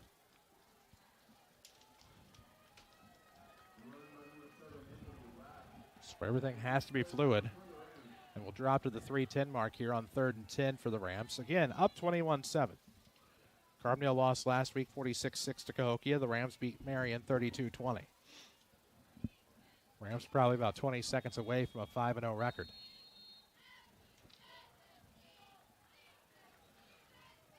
And with 2:57 left in the quarter, we will have a timeout. Yep. Timeout presented by SSM Health, the healing power of presence.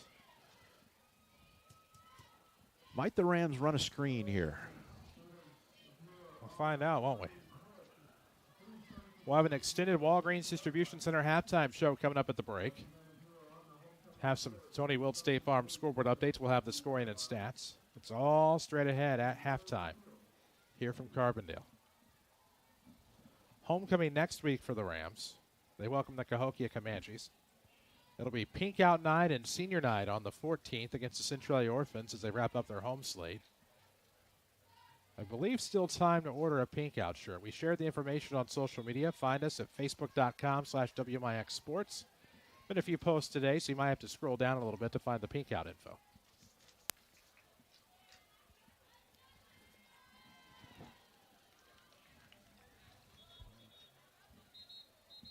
Had an opportunity to broadcast on the very top of the press box. Probably would have made life easier. And cooler. Yeah. Might consider that next time.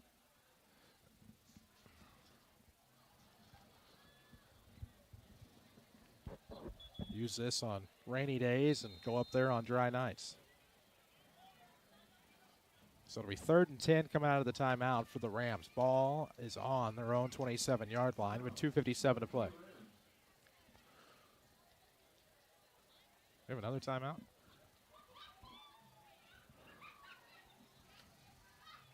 Interesting down and distance, considering the situation. It's 3rd and 9. You don't want to give them the ball back, obviously, but if you don't get it, you almost have to. You can't go, 4th down here and go for it. You got to punt it away. So I'm just curious at what we're going to do here. I like screen. I know they've got 3 or 4 of them in now. The question is,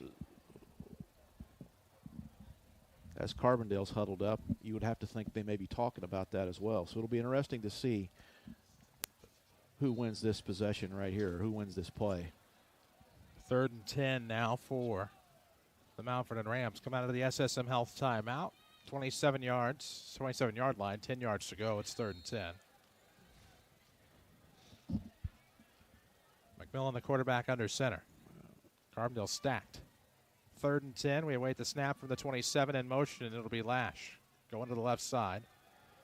Looking over the top, and that'll be Fisher Davis. Caught it past midfield and dropped late. Oh, I thought he made a football move at about the 49, or the 46 to get to the 45. They're going to say incomplete. We'll play action. Fish releases. It was a great ball. Great ball. Darn good ball. It was. Good catch, too. It was. That's tough. Until it He's wasn't. got a guy hanging all over him. He's going down trying to secure the football, and he just couldn't quite do it.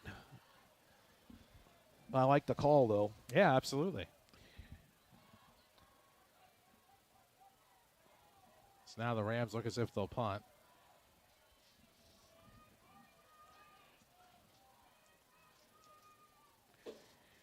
Snap, there's the kick. Diedecker has to let it bounce, and he'll now step away from it at about the 33-yard line, where the Terriers will have it 1st and 10.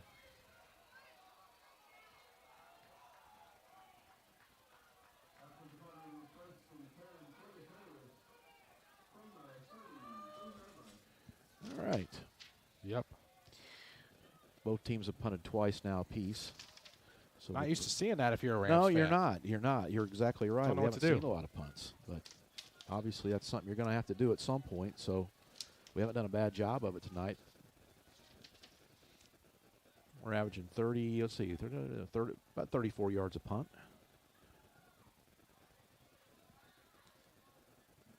Bowlby and the Terriers on the field for 1st and 10 from their own 33 with 2:41 left in the second quarter.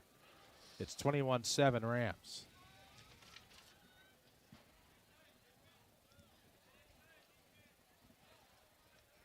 Waiting for that football. There it is.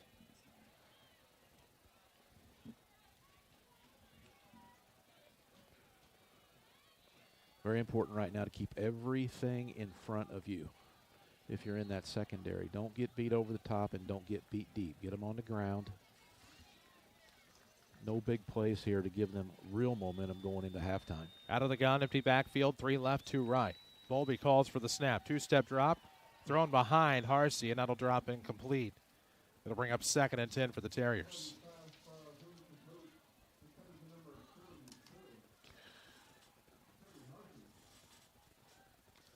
Just like that now, it's 2nd and 10 for Carbondale. Hey, you know what? They have just completely abandoned the run, haven't they? I mean, they have not run the ball. I can't remember when the last time they ran the ball. I mean, they are just winging it every play. 2:38 to go, second quarter from Carbondale. Blyer Field in the Orthopedic Center of Southern Illinois broadcast booth. Mozzie Graham in motion. 4 left, 1 right. Out of the gun here for the quarterback. Bowlby overthrown. Definite miscommunication there. His target was only about the 42. He threw it to the opposing 47. 3rd and 10 with 2:35 left. Yeah, the receiver zigged when he should have zagged, right? So Bowlby thinks he's going to be running the little in and out there. I was going to say, it looked like he was supposed to run it in and out, maybe. Kind of stayed with the slant and didn't go out. 2:35 mark, second quarter, nearing half. 21-7 Rams. Carbondale with the football out of the gun. Empty backfield, 3 left, 2 right. 3rd and 10 from their own 33. Back-to-back incomplete passes on the possession for the Terriers. Bowlby looks to his left. Hasn't called for the snap yet. 11 on the play clock. Game clock stopped. There's the snap, looking to the right side. He's going to have to roll. Doesn't really have anybody now. It's to throw across his body. Dumps one off out of play. Gets rid of it, if you will. That'll bring up 4th and 10 for the Terriers with 2:28 left in the half. You would assume a punt. You would, and that's great pursuit by the Rams. Good pressure on the quarterback to make him throw the ball away.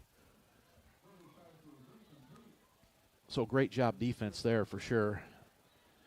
Tony Welch, your State Farm agent at Mount Vernon. Let him show you why having a local agent matters for your insurance. We do know El Dorado leads SVW's 20-7 at the half. Harrisburg and Benton all tied up at 14 at the break. Try to get you Centralia, Cahokia, and Marion Altoff updates in a moment as well, as the Rams have Lash at about the 30 between the hashes. Davis's punt, another good one. Lash going to let it go, and I think that's a wise decision when the entire Carbondale rush is coming after you. So they'll down it at about the 24. It's a big punt with the roll. Rams hope to get another Mays & Sons plumbing touchdown prior to the half. Got 48 yards out of that, Chris. Sure did. I thought we'd get a little better field position there, but it just didn't work out.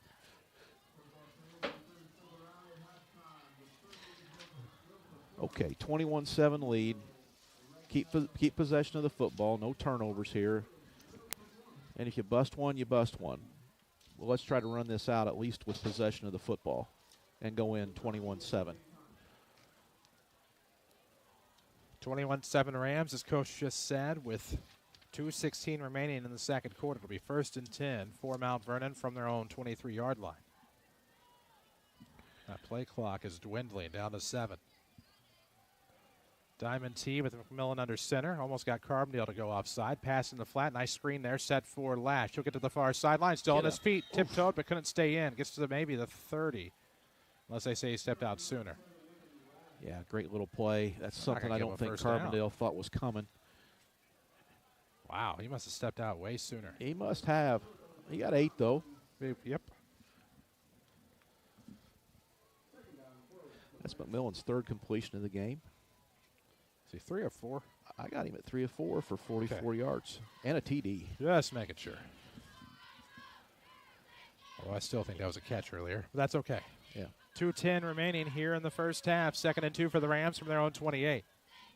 Diamond T set double tight. And this one snipped out by the Terriers for Rivera back to the 20. It'll take them all the way back 8 yards. Maybe 7. Yeah, that did not work out well at all. Probably about time for a counter. Going back that other direction.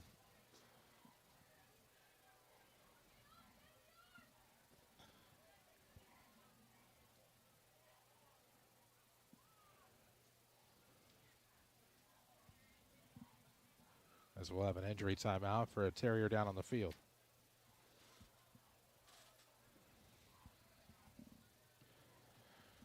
Timeout presented by SSM Health, Good Samaritan Hospital. Advanced care close to home in Mount Vernon. For the Rams, 1:56 remains here in the second quarter. It'll be 2nd, make that 3rd. Not going to give them a huge loss. 3rd, maybe about 7. Yeah, I thought they would mark it a little farther back than they did. I think that's a little bit of a break, so that's good. An extended Walgreens Distribution Center halftime. Homecoming in Carbondale. Senior night. Rams try to spoil both. Up 21-7 late in the second quarter.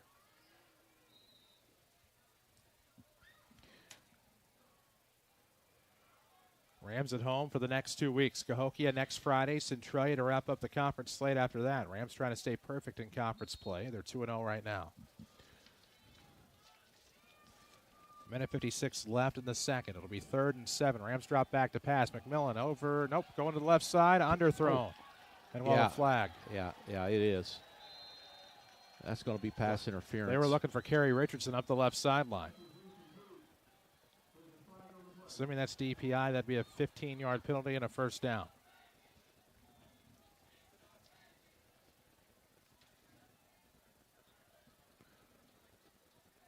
Yep. So the Rams get a big break. Slightly underthrown, but. Well, I like the fact they stretched the field there and just planted that into Carbondale's mind as they go in at halftime. I feel like Carbondale's really cheating on the run a little bit more than they maybe should be. So stretching the field like that once in a while is good against a team that does that, just to keep them a little bit more honest. Fresh set of downs. 1st and 10. Minute 50 left. Second quarter. 21-7 Rams. Ball now on the Mount Vernon 36-yard line near the far hash. I didn't see the ball screen. It is out of a play action. This will be Lash trying to get it between the hashes. He does. He's in midfield now to the 45-40. Off to the races. 35-30, 25-20, 15-10, 5 score. There you go. 64 yards. Anthony Lash Jr. for pay dirt, and the Rams had another touchdown tonight. Sponsored by Mason Sons Plumbing. And we actually missed a block. He probably should have been tackled. What's this? Unreal. But he's so athletic. Absolutely. Found plenty of space. And he found that. That's right. He found that green grass, or the green turf, I should say. So 64-yard touchdown for Lash 2.0, and that puts the Rams up 27-7. Little thing called a PAT forthcoming, too.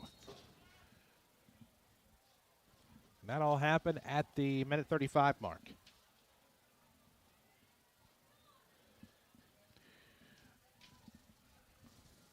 things had gotten into a little bit of a lull there for a while until that happened. That felt good. Kick is up and good. Yep. Well, that's a big touchdown going at halftime. That means you got all the momentum going to the locker. I was fearful Carbondale there. They had a couple opportunities, might stick one in on us somehow and go in 21-14. And now, they've got the momentum. They're home. But no such luck for Carbondale, and Mount Vernon comes back big with the screenplay to Lash for, 64? Was that 64 yards? Yep. Wow, that's a nice one. That's a big one. 28-7 Rams.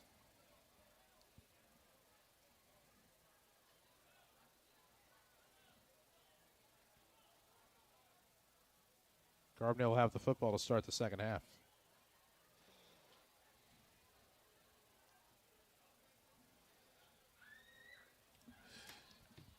Okay.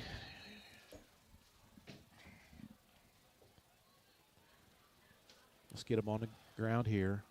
Let's don't give them a big special teams play. Give them good field position. Just go down there and cover. Stay in your lanes, guys. Kickoff, more of a line drive, more of a worm burner. Picked up at about the 27 out of 30, 35, and that's where the Rams will meet in the middle, and everybody will tag to bring them down. So it'll be 1st and 10 for the Terriers with 90 seconds left in the second quarter. They'll have it on their own 40-yard line. All the action driven by Holzhauer Auto and Motorsports. Explore their multitude of vehicles in Nashville or log on to holzhauers.com. Well aware we owe you score updates from elsewhere. Lady Rams fell to Nashville tonight. Straight sets in volleyball at the Triad Tournament. That game was actually on the Section 618 app prior to the Nashville football game. 3 left, 2 right. They got a big win over Harrisburg last night in straight sets. Lady Rams volleyball, congratulations. 4 to the left, 1 to the right. There's that play. And it's going to be in and out of the hands of Mozzie Graham. There we go. Had to look up my Graham cheat sheet. Lucky that one wasn't in the flat in the back. Yeah. Of course, there would have been probably nobody there to pick it up, but be that as it may. 2nd and 10 for the Terriers. Minute 27. That took 3 seconds off the clock. It's 2nd and 10 now for Carbondale after the incomplete pass. Yeah. How about Carbondale throws 3 incomplete passes? We get the ball and stick another one in here before halftime. Rams would love that. Yeah. Low snap, and that one's just going to be a slant. Complete to Harsey as he'll get to midfield. It'll be a gain of about 14. So I'll move the chains. 1st and 10 for the Doggies.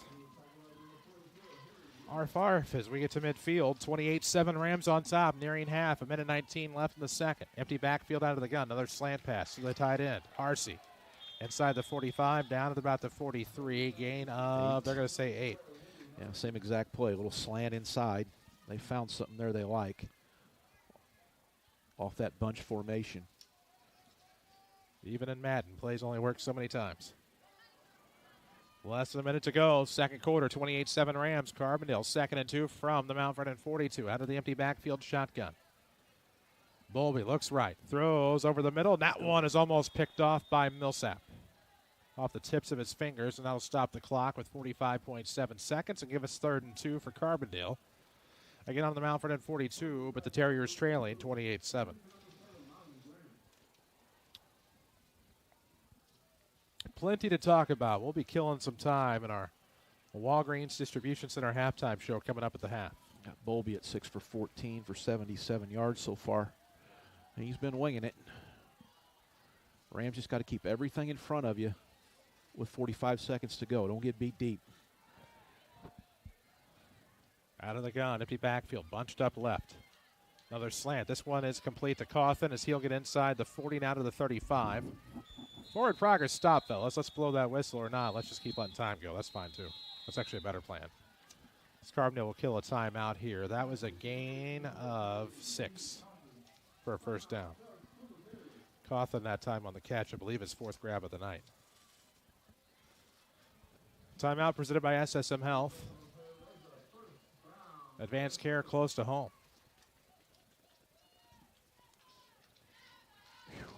Warm one. It is. Warm one. It is. 38 seconds.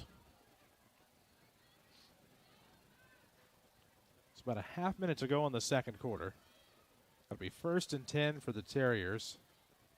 Ball on the Mount Vernon 36 coming out of the SSM Health timeout in just a moment. Yeah, and I know I've said this 3 times on this drive, but what really scares you here is they take a shot, you know, and stretch the field and throw one down there in the end zone. Just the thought of that just scares me. So we got to make sure that we keep them in front of us, knock the ball down, do everything you can to not get beat over the top, because they've got receivers down here that can get there. Let's see, their trips are to the right now. To the left, Bowlby out of the gun, empty backfield, 38 seconds, 1st and 10 out of the timeout from the 36. Looks left up the sideline. It'll be Cawthon, and he will be pushed out of bounds. Easy. As he got to about the 20. So that'll move the chains with 33, and that's a gain of about 16 for Cawthon. They've got some rhythm now, and they're gaining confidence, you can tell. They will have the football to start the second half, you would assume. By rule, they will, unless the Rams do something. Basically, I'm getting at an onside kick. You never know. 3 to the right, 2 to the left, out of the gun, empty backfield. Bowlby, quick throw. It'll be left side. Good football move by Cawthon as he'll try to get inside the 5. He'll be pushed out of bounds, shy of the end zone, 26.6 seconds. Yeah. Too much room. And Bowlby telegraphs his throws. He does. But with a 5-yard cushion, we're going to have to come up a little bit more and play that receiver a little harder. How much did that one go for? Boy, yeah, 15? 15-ish, yep. Puts him over 100 yards, way over 100. 1st and goal for the Terriers from the 1. 28-7 Rams, late in the second, 26.6 ticks to go. They'll run it right up the middle. Diedecker looks short from here. Forward progress should stop him short of the goal line, and it'll be a no gain. And Carbondale will burn their final timeout, sponsored by SSM Health. So Diedecker, a no gain, technically, as the clock will stop with 17.1 seconds left. And if you're the Rams, all you got to do is come up big one more time. You're exactly right. Because on a running play, it takes them a while to get set up. Yep. You are exactly right. So, in theory, it's going to be a wild scramble for Carbondale if they don't get this touchdown.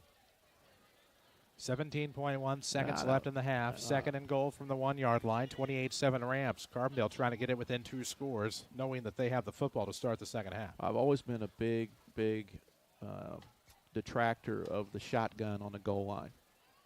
You know, you got the ball right there, not even a yard to go. You know, you could sneak that ball in pretty easy from, you know, the 1 or in. So much can go wrong in a short amount of time. Yeah, in the gun, you're back there 4 or 5 yards, and you got to make up a lot of ground just to get back to the line of scrimmage. You're just trying to pick up inches. 2nd and 1 from the gun, Bowlby, and going right up the middle is Graham, and that's the other Graham, whose first name I've forgotten, Martez. Looks like they got in. Threw a wrinkle at him. Gets a 1-yard touchdown for his credit. And it is 28-13. Boy, it starts 21-0, and those of us that want to get home are a little bit earlier. Start to hope for that potential, but it's a South 7 game, and more often than not, that's not going to be the case. Nope, it's not. So we wait the PAT here from Ian Davis. See if we can get that PAT and cut it to 28-14. He got it. Up and good.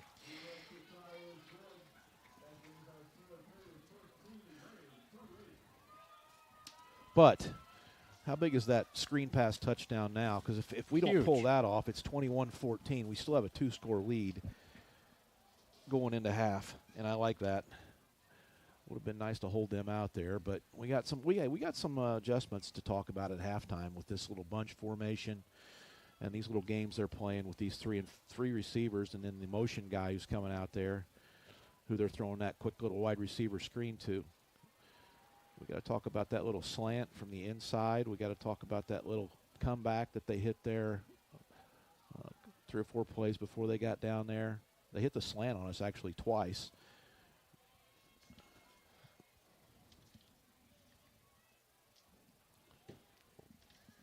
Lots of options for Carbondale in the throwing game. Not much of a running game, though. In fact, they don't have a running game so far. 13 seconds left in the second quarter, 28-14, Mount Vernon. Terriers on to kick off. A boomer back. Nettles at the 10. Between the hashes, now looking to go left, trying to get to that far sideline, and will not get past his guy at the 30 as he'll be brought down at 31. So a 21-yard return for Mylan Nettles. Almost got there. I'll tell you what, I like him. You know, when he catches the ball, he is full speed. Absolutely. And if you miss him and he finds a seam, he's going to break one. He did that same thing last week. Well, he actually, not just last week. It's been the last several weeks since we started. He's just been really good returning kicks. He's not scared. He gets it up in there. He runs hard. He looks for a seam, and I think he'll break one for too much longer, at least for the season's over. Maybe 2. Let's hope 3. Rams look like they'll be content with the knee and going into the locker room. I know all of us would. That's going to take us to halftime. And at the break here at Blyer Field in Carbondale, the Mount Vernon Rams on top. It's the Rams 28, the Terriers 14. That'll take us to halftime. We'll come back with your Walgreens Distribution Center halftime show. This is Rams football from WMIX Sports and the Section 618 app.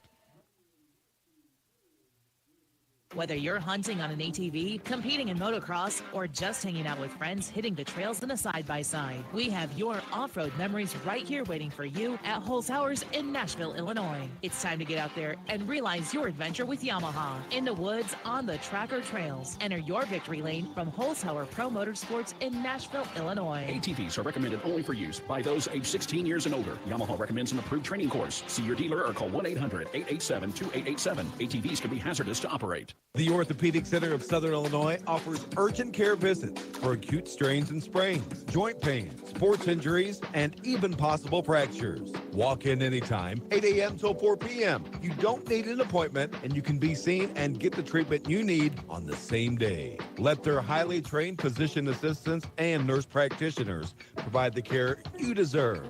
Give them a call at 618-242-3778 or visit their website, orthocentersi.com.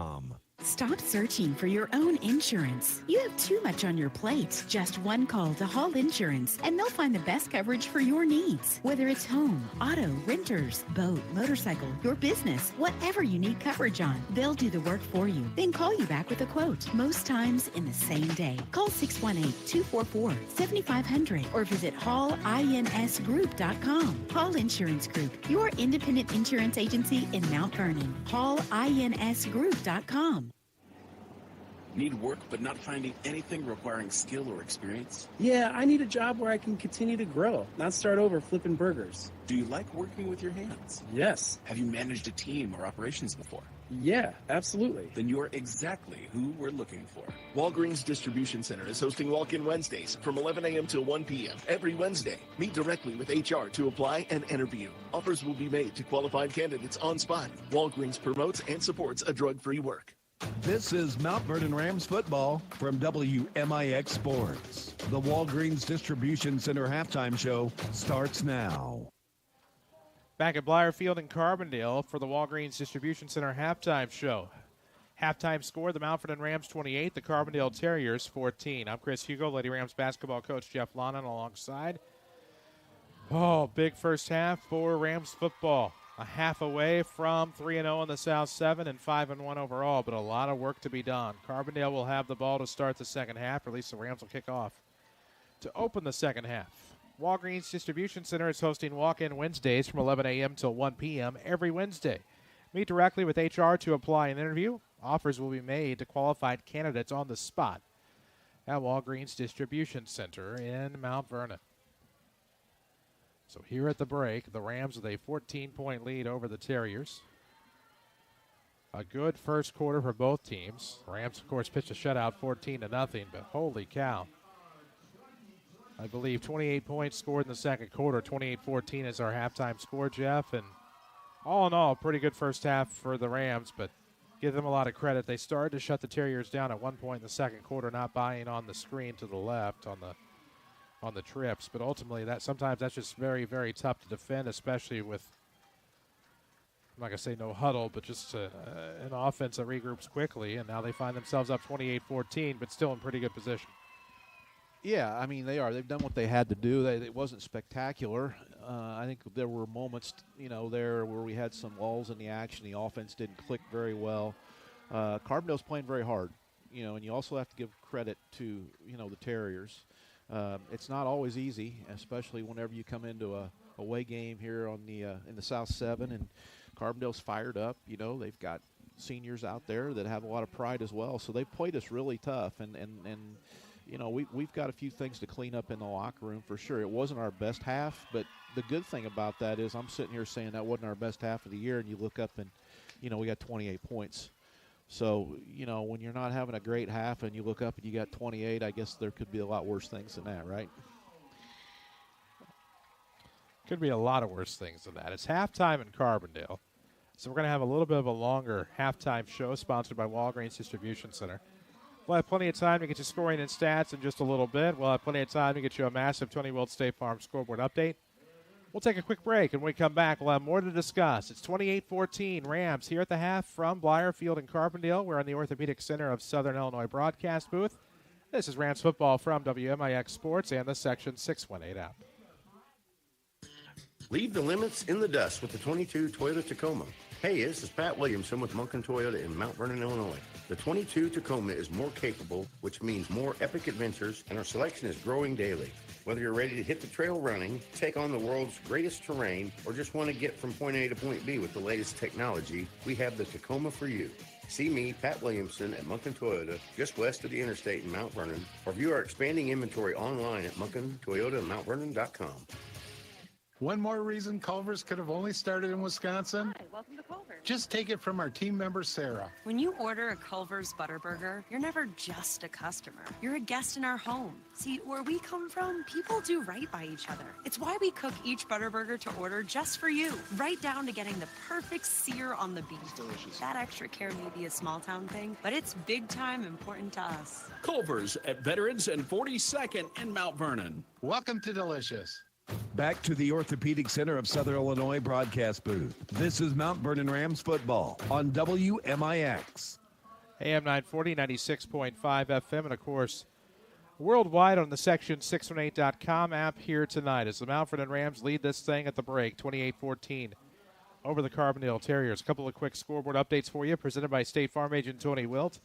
Here at the half, the Rams obviously lead Carbondale 28-14. At the half, Centralia leads Cahokia 7-0. I believe at last check at the half, Althoff was leading Marion 12-8 at the break. Third quarter in the Diamond, Fairfield leads CZR 32-0.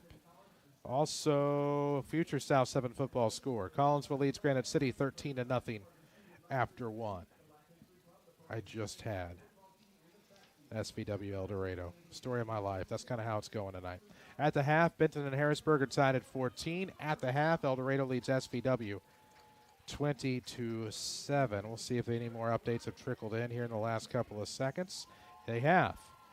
7:13 left in the third quarter. Marion adds a Patrick Walker 17-yard touchdown to take a 16-12 lead over the Althoff Crusaders.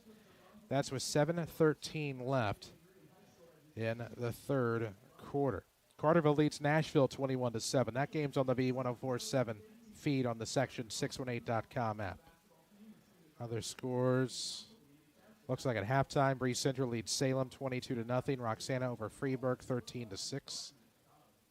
And that appears to be all I have as far as scores. Tony Wilt, your local State Farm agent. See why having a local agent matters for your insurance. His State Farm team is ready to help. We have forever to go on this Walgreens Distribution Center halftime show. When we come back, we'll have scoring and stats here at the break in Carbondale from Blyer Field. It is the Mount Vernon Rams 28, Carbondale Terriers 14. This is Rams football from WMIX Sports and the Section 618 app. The Orthopedic Center of Southern Illinois offers urgent care visits for acute strains and sprains, joint pain, sports injuries, and even possible fractures. Walk in anytime, 8 a.m. till 4 p.m. You don't need an appointment, and you can be seen and get the treatment you need on the same day. Let their highly trained physician assistants and nurse practitioners provide the care you deserve. Give them a call at 618-242-3778 or visit their website, orthocentersi.com. Hi, this is Chase Landers with Landers Towing and Collision Centers in Mount Vernon and Salem. At Landers Towing and Collision, we think that building a winning team is essential to providing our customers with the best service possible. Some of the products we have to offer include pre- and post-repair scanning for a clean bill of health, unibody and structural repair measuring, frame measuring and repair, and ADAS calibrations. ADAS is a network of sensors, cameras, modules, and programming that assist in driving and parking functions. Choosing the correct team to repair your vehicle that has evolved alongside this technology is essential for a safe and quality repair. That's why we have spent countless hours providing our technicians with the highest level of training the industry has to offer. ICAR Gold Class Certified Collision Repair Training. We would like to welcome our newest members to the team, the Welch Collision Center family. Now with more locations to serve you, big or small, we tow and fix them all. Call 1-888-LANDERS. That's 1-888-LANDERS. Listen up, Ram Nation. Winning is in your blood. Whether on the court, field, or in the classroom, you never settle for less than the best. When it comes to taking your game to the next level, consider Renlake College. With over 100 programs, NJCAA sanctioned athletics, affordable tuition, and small class sizes, you know you will be getting a win with high-quality education. Whether you want to build skills and join the workforce or go to a four-year college at a fraction of the price, RLC is the obvious choice to accomplish your goals. Visit rlc.edu. Renlake College. Your journey starts here. Watch the Rams in stunning high definition at WMIXsports.com. Powered by Renlake College. Here at halftime at Briar Field in Carbondale, the Mount Vernon Rams 28, the Carbondale Terriers 14 on this Walgreens Distribution Center halftime show. I'm Chris Hugo, Lady Rams basketball coach Jeff Lonnon alongside. And it was a first half that was. Rams started out hot, 14-0 lead, gave up 14 points in the second quarter, but thankfully added 14 of their own, and here we are at the break with some scoring and stats. Yeah, let's talk about that scoring. The Rams jumped all over Carbondale there in the first quarter with 7:51 to go. Peyton McMillan throws an 18-yard touchdown pass, and all of a sudden the Rams were on the board. And who did we throw that pass to, Christopher? Because I did not write that down. Which one? The first one. Davis kicked the ball for the extra point. It was 7-0, and then we came back again just 4.5 minutes later in the first quarter. Anthony Lash rushed for 6 yards on a little toss play. Fisher Davis kicks the ball through 14-0 on the extra point. And then we go to the second quarter. We tack on another one with 11:52 to go. Ethan Rivera goes on a 28-yard untouched counter to make it 20-0. Then Fisher Davis knocked the extra point through to make it 21-0. So at that point, the Rams were really rolling. Then Carbondale got back on the board at 8:58. Mozzie Graham ran the ball in, and the kick was good for a 21-7 Mount Vernon lead. And then with 1:35 to go, Peyton McMillan hits the big screen pass to Anthony Lash for 64 yards. Davis kicked the ball through for 28-7 lead. And then, unfortunately, Carbondale got the ball back and got it down there and was able to jam it in. Martez Graham on a 1-yard run. The kick was good, and that makes it 28-14 here at halftime. Individual stats, Carbondale had virtually no running game at all. They rushed the ball six times for -8 yards. So you figure the average out on that. It's not good. And remember, Carbondale being a team that almost exclusively throws, those rushing yards are basically quarterback sacks for the most part, except for the one where they got the 1-yard touchdown run down here, and they did try to run a jet sweep, I believe, once in that first possession. But 4 out of those 6 rushes came off of quarterback sacks or quarterback runs. And moving on down, Bowlby was, he was 9 of 17 for 114 yards through the air, no interceptions, no touchdowns. They were penalized, Carbondale, 3 times for 45 yards in this first half. They punted the ball 3 times for a 35.6 yard average. And Mount Vernon rushing. They rushed the ball 19 times for 88 yards. That's a 4.6 yard average.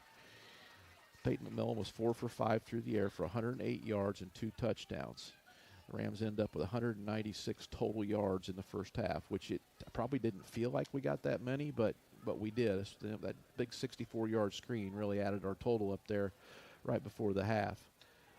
As I said, Peyton McMillan was 4 or 5 for 2 touchdowns. He had an excellent first half. When he was called to throw the ball, he did a really, really good job. The Rams were penalized 6 times in the first half for 35 yards. They punted the ball twice for a 34.5-yard average.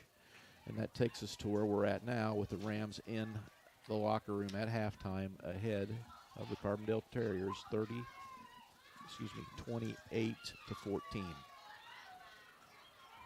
Halftime show presented by Walgreens Distribution Center. They have walk-in Wednesdays. That's right. Qualified candidates could be offered on the spot at Walgreens Distribution Center in Mount Vernon. Those walk-in Wednesdays are at the DC from 11 to 1. We'll take another break on the Walgreens DC halftime show. When we come back, plenty more to talk about. Maybe even foreshadow what's to come in the second half, where after one half, the Mount Vernon Rams lead this thing 28-14 over Carbondale.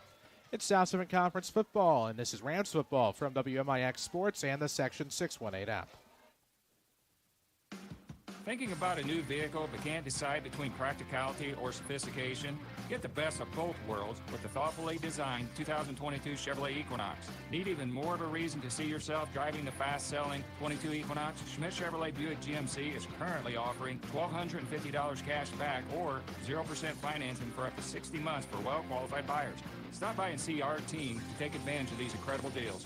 Schmidt Chevrolet Buick GMC in Mount Vernon. We'll help you find your perfect ride. Hi, I'm Marty Mills with Huey and Newell Funeral Homes of Mount Vernon and Waltonville. Our experienced staff have been helping families with funeral choices for many years.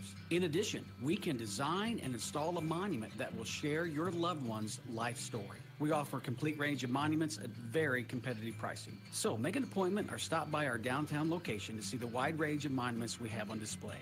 Huey and Newell Funeral Homes, offering care, compassion, and hope now and many years to come. This is Mount Vernon Rams football, powered by Holzhauer Auto and Motorsports. Back in Carbondale, where the Mount Vernon Rams lead the Terriers 28-14 here at the half. Welcome you back into the Walgreens Distribution Center halftime show. Don't forget those walk-in Wednesdays, 11 a.m. to 1 p.m. every week. Meet directly with Human Resources to apply and interview. Offers will be made to qualified candidates on the spot at Walgreens Distribution Center in Mount Vernon. After 2 quarters, again, the Mount Vernon Rams 28, Carbondale Terriers 14. I'm Chris Hugo, Lady Rams basketball coach Jeff Lonan, alongside here WMIX and the Section618.com app as we prepare for the second half, probably in about 8 minutes or so from Carbondale. Still wrapping up the halftime, this is the halftime festivities, but it is homecoming as well here at Carbondale and senior night. Very rare do you have both on the same night. Just too many distractions, but the Terriers have done that. And, Jeff, they're only down a couple of touchdowns heading into the second half. And they've played well. I mean, they really have. I think, if you're on their side right now, you have to be proud of their effort. And you have to be proud of the fact that they're in this football game here at halftime, just 2 scores down. I was impressed with the effort and the energy they came out with. That doesn't have anything to do with the effort and energy the Rams had, because obviously we had it, because we went off to 21 points there pretty quick. And then Carbondale kind of regrouped and had enough presence about them to get some momentum back by getting that score to cut it to 21-7. And it's been kind of a back-and-forth dogfight ever since then. So those 3 quick scores early by the Rams loom really, really big right now, because these 2 squads are really just kind of fighting back and forth now in kind of an even battle. Boy, they really are. And then you look ahead to the second half, third and fourth quarters. Rams set to kick off to start the second half, and Carbondale scored this last drive and moved the ball at will. Obviously some things to tighten up in the locker room, but all in all, defense has played well tonight.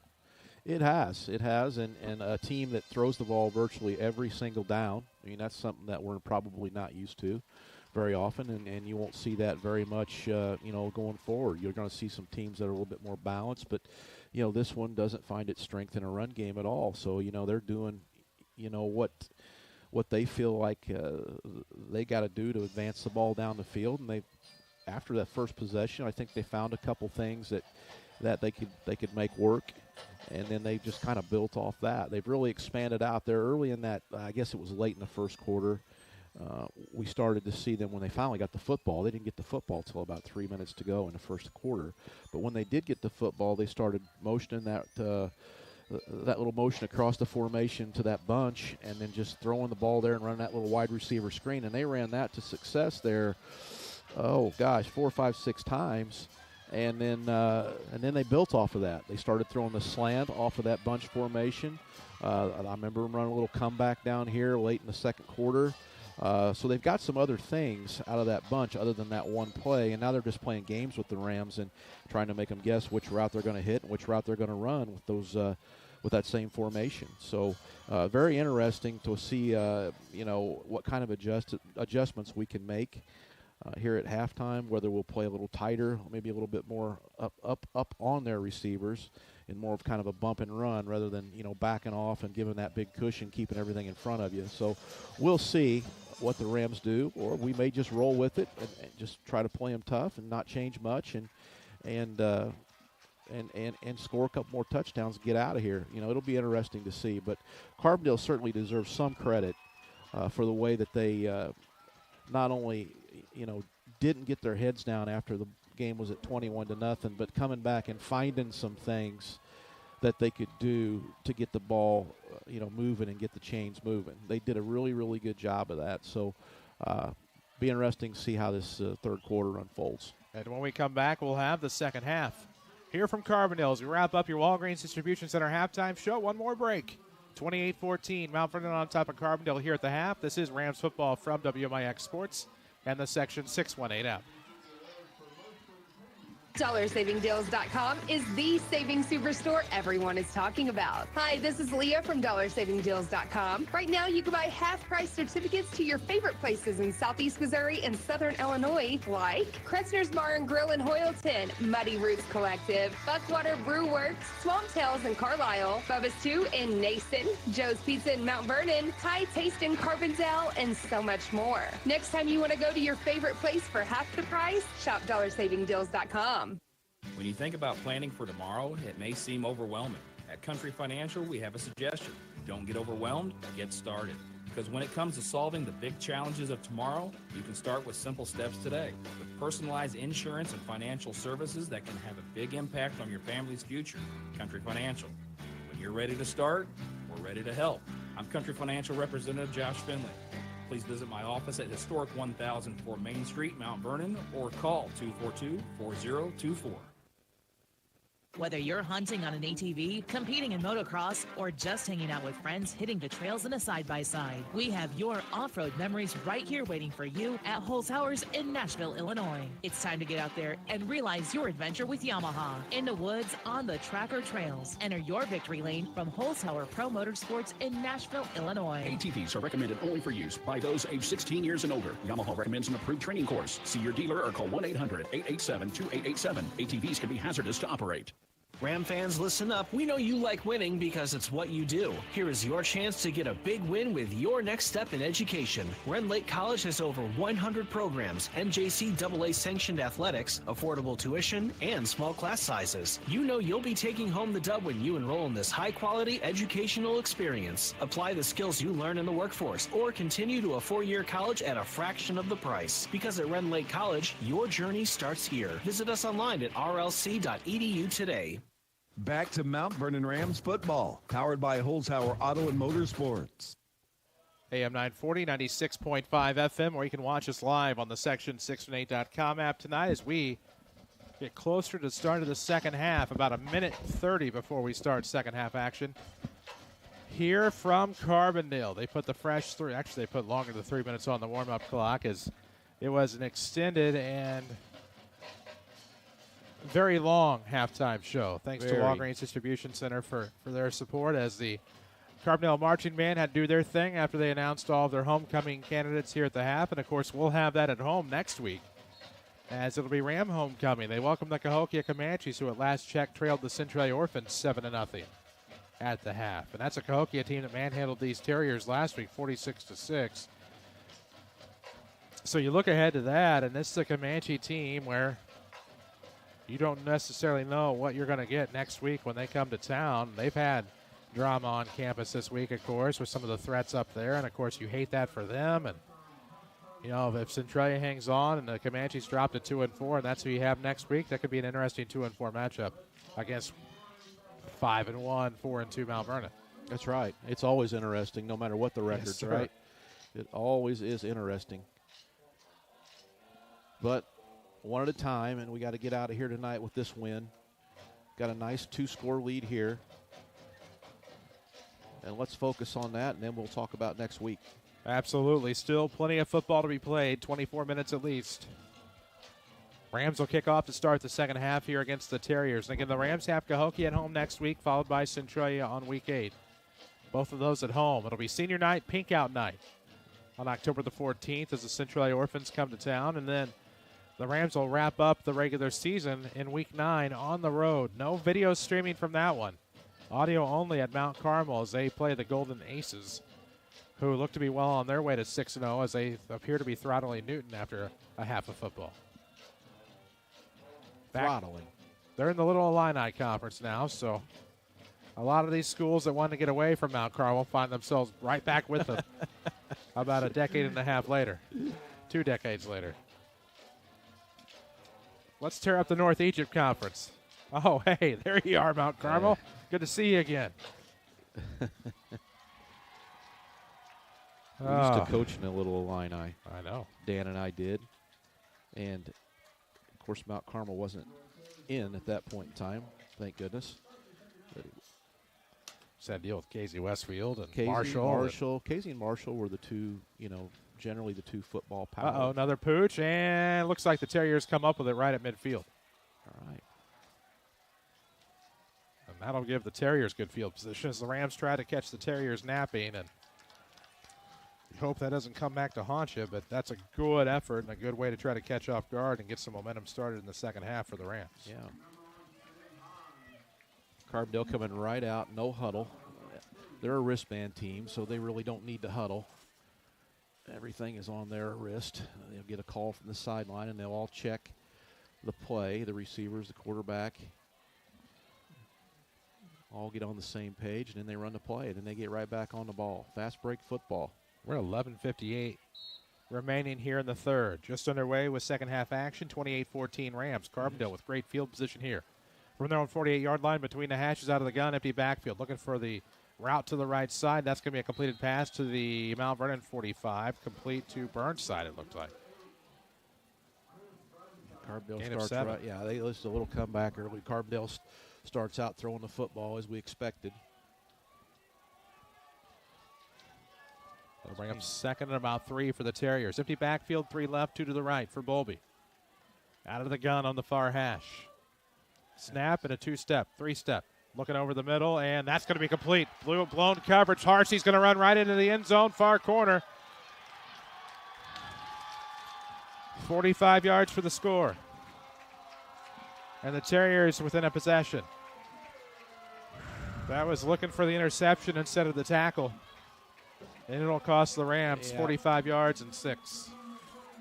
Yeah, just some miscommunication there, and he finds himself wide open, and Bowlby didn't miss. He hit him right in the hands. And now it's real interesting, right? It's going to be if he makes it, it's going to be a 28-21 football game. As we await the PAT here in Jackson County from Ian Davis. There's the kick. It's up and good. Not good. Good? It's good. Well, that didn't take long, did it? No, it didn't. Rams trying an onside kick and pays off for the Terriers. They're back within a score. It's 28-21.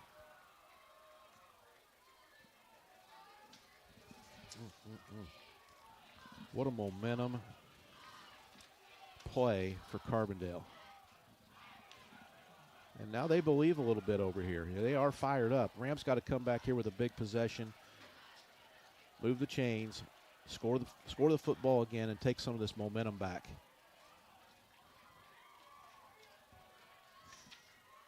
$45 yards.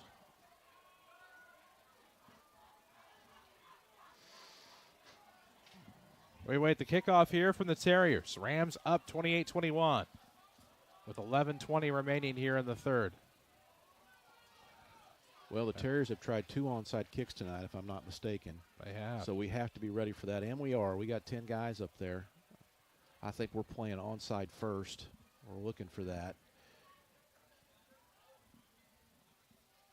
All right, now we're just waiting for the kicking football.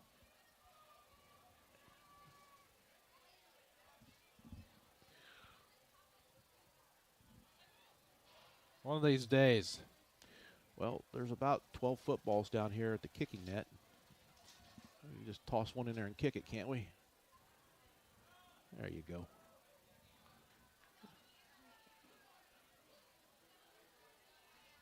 What is the deal? Let's get one. We did. Okay. Finally. Awaiting the kickoff after the 45-yard touchdown by Harsey.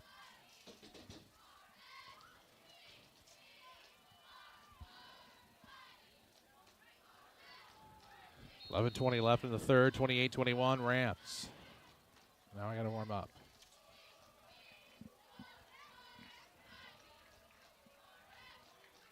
Mount Vernon Carbondale games take the better part of a century. Look out. Here's something.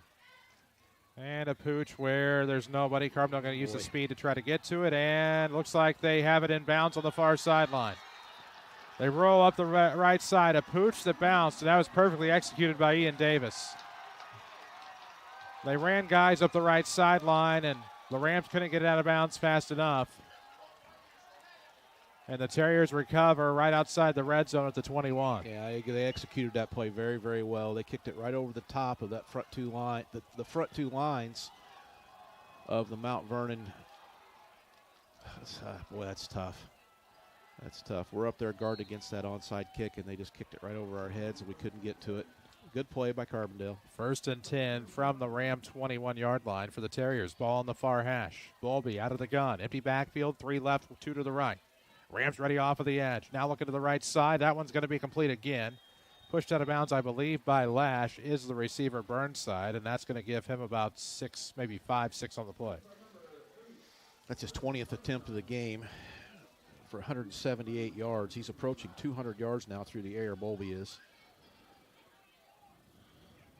Stayed inbounds on the tackle. 10:54 left in the third. 12 completions. 2nd and 5 from the 17 now. Out of the gun. Bowlby. Low snap, able to recover just fine. Throws left side. Cawthon, able to get to the 5, to the 4. A little slant on the near hash, and that'll be 1st down and then some. It's like about,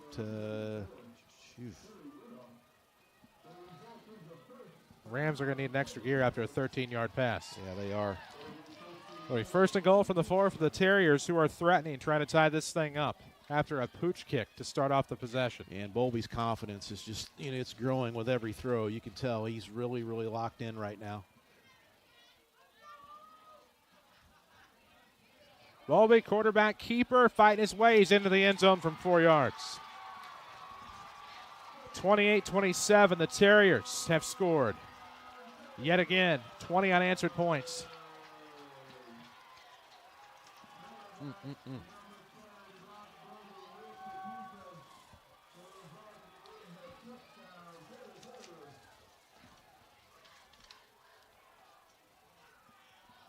This is a big extra point right here. They're all big, but this one was really big. The PAT to tie by Ian Davis. 10:41 left. Ish in the quarter. Got it. Tied at 28, 10:22 mark.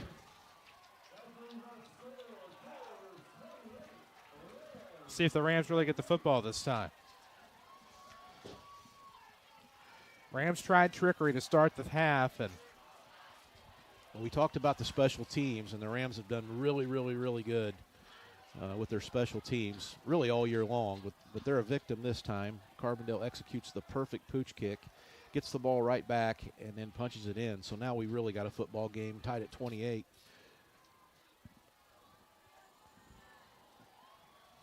Not the way the Rams drew it up in the halftime locker room, I'm sure. No, this is not what they've. But guess what? Still plenty of football. Yeah. Let's try it again. Kickoff here for the Terriers, tied at 28. 21 unanswered points for the Dogs. And the Rams looking for a chance with the football.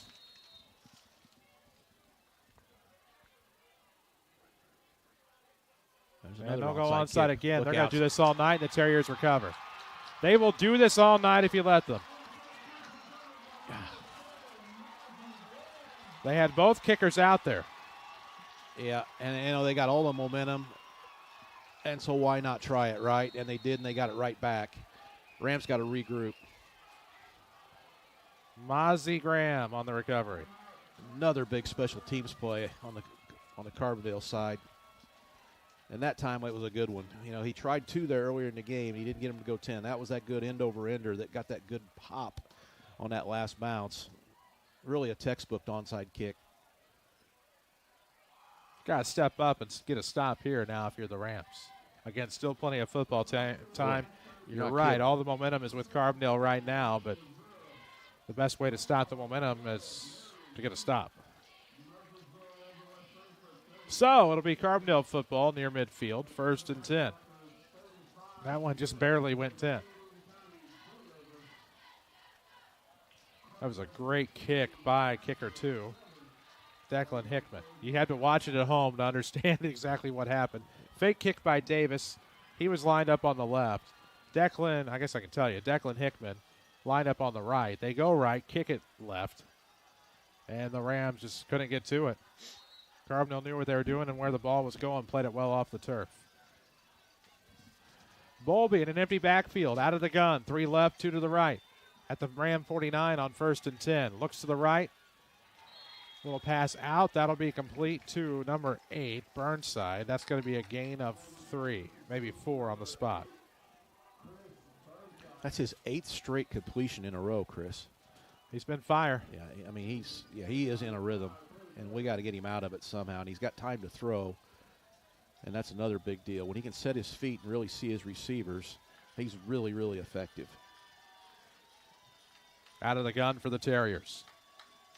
Empty backfield, 2-step drop, and then over the top, picked off. Jameer Smith hits it with the interception, rolling to the far sideline. He's in midfield, leaps out of bounds, and the Rams will have it. Flag. And then we'll have a late flag. Now we'll have another flag.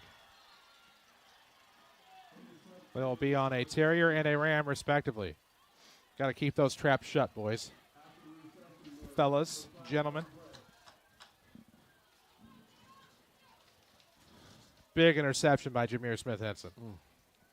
He could not have picked a better time to do that. I mean, Bowlby was feeling it. 8 straight completions, and you just. I think it's because you pointed out 8 straight completions. I did, and I hope that maybe I jinxed him. You think I had anything to do with that? Might have.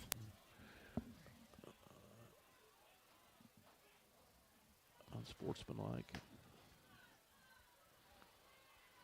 Carbondale. So the Rams will have a first down here. Because this all happened. All these extracurriculars were just that. They were after the play had stopped.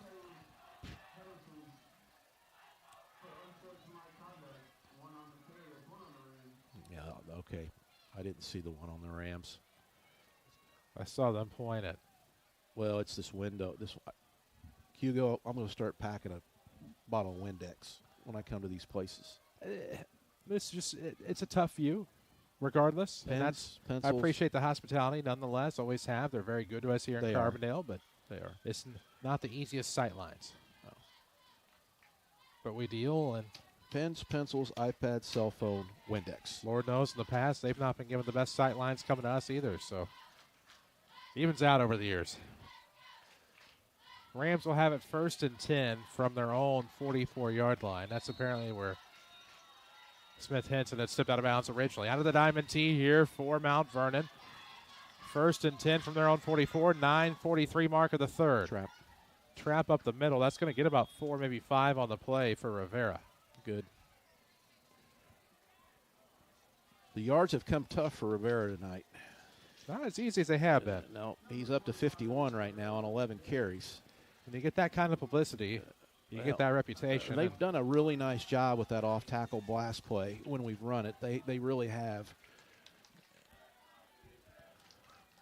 Now the 9:16 mark, 2nd and 7. Ball on the 47-yard line on the far hash. Traditional diamond tee. McMillan under center for the Rams. Davis in motion to the right side. Pitch going left. Lash on the run. Gets to about midfield, but he'll be pushed back as he gets to the 49. Yep. Could be 2, could be 3.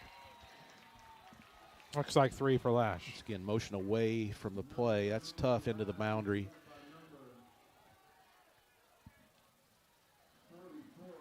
So 3rd and halfway for the Rams, 3rd and 5. We'll drop below the 8:40 mark of the third quarter, 28 all. We're tied up. Carbondale, 21 unanswered points thus far. Rams hoping to get some back here. At midfield, 3rd and 5, ball in the far hash. They move left to right, dressed in white, black stripe down the sides, black numerics with an orange drop shadow.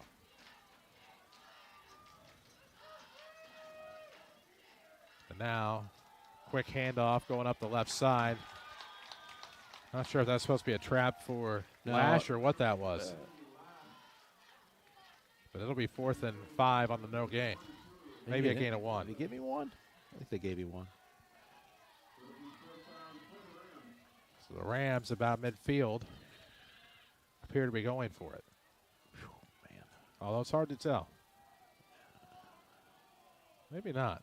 I see Gammons. I see Randall. I see Randall's. Now I see McMillan and 2 backs. Still doesn't mean anything. Oh, I see. Yeah, I see McMillan. A big play in the game right here. Out of the diamond tee, 4th and 5 from midfield. Trap up the middle, and it looks like it might be short. They're gonna need a good spot here, and I don't think they have it. And we're gonna have a late flag. Wait, we got a flag coming in there. 2 of them. That was thrown right in the middle of the Carbondale defense.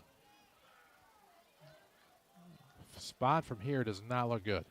Yeah, I don't know. We'll see. Because where the football is where they landed. Yeah. Of course, we have officials standing all over the place, but it looks like the spot is at the 48.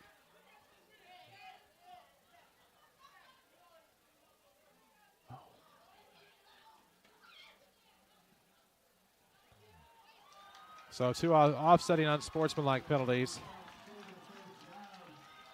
And it'll be a turnover on downs here, and the Terriers will take over.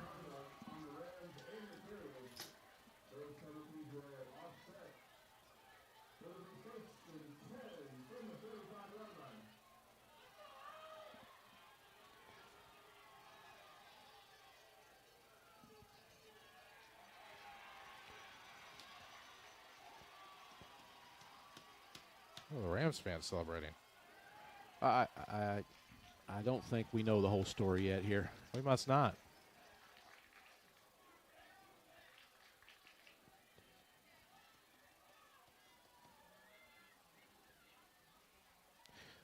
It looks like first down for Mount Vernon. For sure. We're on the ball. Okay. Ready to go, right? All right. Don't know what happened. I'm sorry. Well, he signaled Carbondale football. Yes, I looked down, started writing down some notes. Yeah, unless they said, hey, I don't know.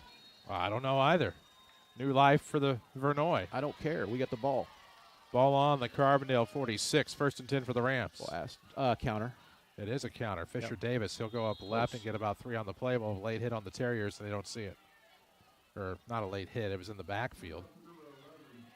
Probably could have been unsportsmanlike, but that's all right. They don't see it, so we'll act like we didn't, as that'll be a gain of about 3 for Davis.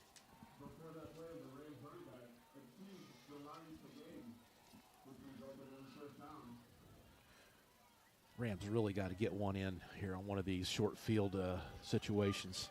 Diamond tee set for the Rams. 6:54 left in the third. Tied at 28 on 2nd and 7. Pitch left side, Millsap. Nice move there. He got right back to about the 42, which would be a gain of maybe 1. So it'll be 3rd and 5. We'll give him 2. All the action driven by Holzhauer Auto and Motorsports in Nashville, #1 volume dealer in Southern Illinois. Rams looking for another Mays & Sons Plumbing touchdown. need to move the ball a little bit more. On the 41-yard line in Carbondale territory, far hash the spot. 3rd and 5 for the Rams. 6:16 left in the third quarter. Again, we're tied at 28. Diamond T with McMillan under center. And play action, and they're going to get McMillan. Couldn't get rid of it. Chase too quickly, pushed back beyond midfield to the Ram 47. It'll be 4th and long. They were going to try to throw a screen over there to the left-hand side. Carbondale is amped. And Carbondale is amped. That's exactly right. We just it didn't time right. And to McMillan's credit, he didn't throw a ball that, that could have very easily been intercepted. He tried to force that. There was nothing over there to the left. He just ate it, got down on the ground, and now we punt it away, and we keep Carbondale from getting the ball in a short field. So smart by him. Unfortunately, the play got sniffed out. Rams to punt. It's by Davis. And almost tripped up and staying on the feet is Hahn, and he will get to the right side past the 25 to the 26. And if I was going into total homer mode right now, Jeff, I would tell you that there's one football team I would hate to lose to more than any other. And it's this one. As a Ram fan, if you will, but I'm not that guy right now.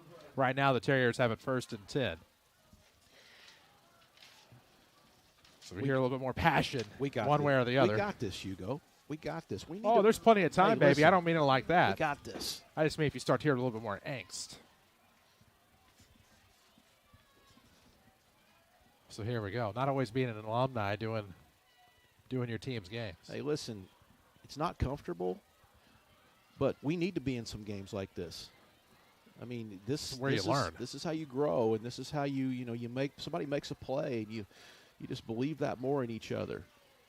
So as long as it works out, which I think it's going to, hey, I think we're going to pull this off. It's going to be all right, but we're in one here. We got to fight for every yard we get. Carbondale's doing a great job with their effort. Out of the gun, empty backfield, looking to the left side. That's going to be complete to Burnside as he blows past the defender 25, gets down to the 30. Brought down, I thought, by Jameer Smith-Henson. Oh, it's Cawthon, my apologies. 3 looked like an 8. Pulled down at about the 30 for a gain of 14.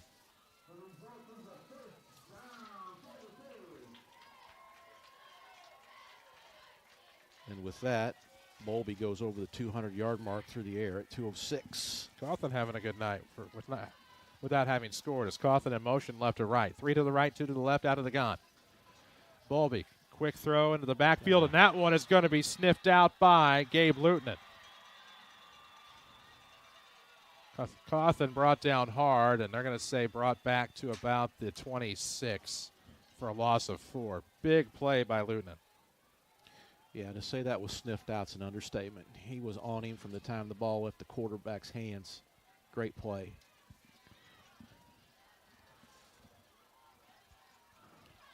.425 left in the third. 2nd and 15 for the Terriers. Rams trying to take a bite out of the dogs here on this drive. Out of the gun, empty backfield, looking to the right. That one's going to be caught by Burnside, brought down by Richardson after a gain of about 6 maybe. And we have a flag in the backfield. So hold off riding down that 6-yard catch.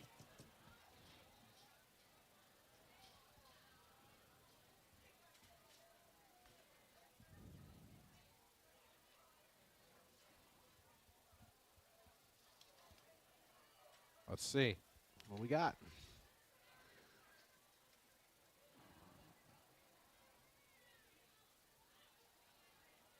Okay. It's going backward. Yep. We're going to walk off a few here. So that'll take it back. Again, don't write that down. That's going to go back to about the 19. It's the 6th penalty of the game on the Terriers for 65 yards. 2nd and 20 as the clock hits 4:08 mark of the third quarter. Streaming presented by Ren Lake College tonight. Rams fans, we all know you love a winner. How about Ren Lake College? Over 100 degree and certificate programs. Log on to rlc.edu. Out of the snap, empty backfield again for Bowlby. They'll chase. He's going to the right side. Jameer Smith-Henson will ultimately make the initial contact that pushes him out of bounds at about the 32. Gain of 12, and it's still third manageable. Good run by Bowlby. Great stop by Jameer Smith-Henson. Yeah, that's about the longest rush of the night for Carbondale at 12 yards. I had him at 12 yards in the first half. He had one in the first quarter, actually. 3:50 left in the third. Again, tied at 28. 21 unanswered points thus far by the Terriers, dating back to the second quarter. And it's 3rd and 8 now for the Dogs. Ball on their own 32 on the far hash. 3 to the left, 2 to the right. Empty backfield out of the gun.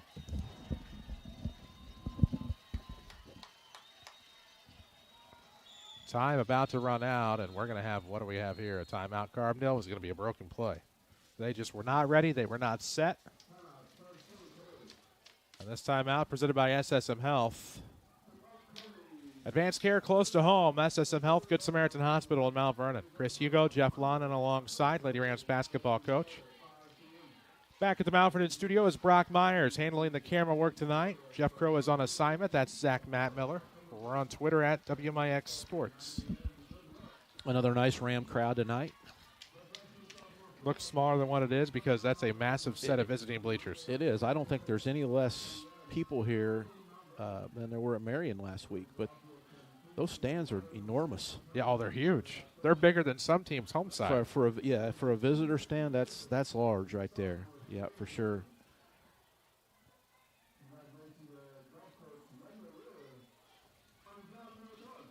So out of the timeout, we'll have some football. It's been slow moving.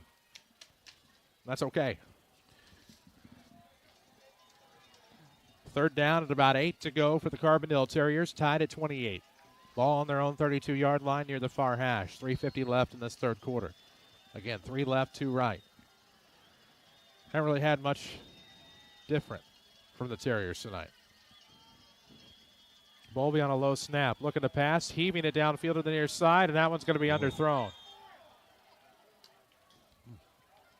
I don't know whether bring up 4th and 8. He lost that in the lights or what, but he certainly had an opportunity to catch it, I thought. I think both did. Yeah, I think when they looked back, they were looking right into that light down there on that pole, or those lights on that pole.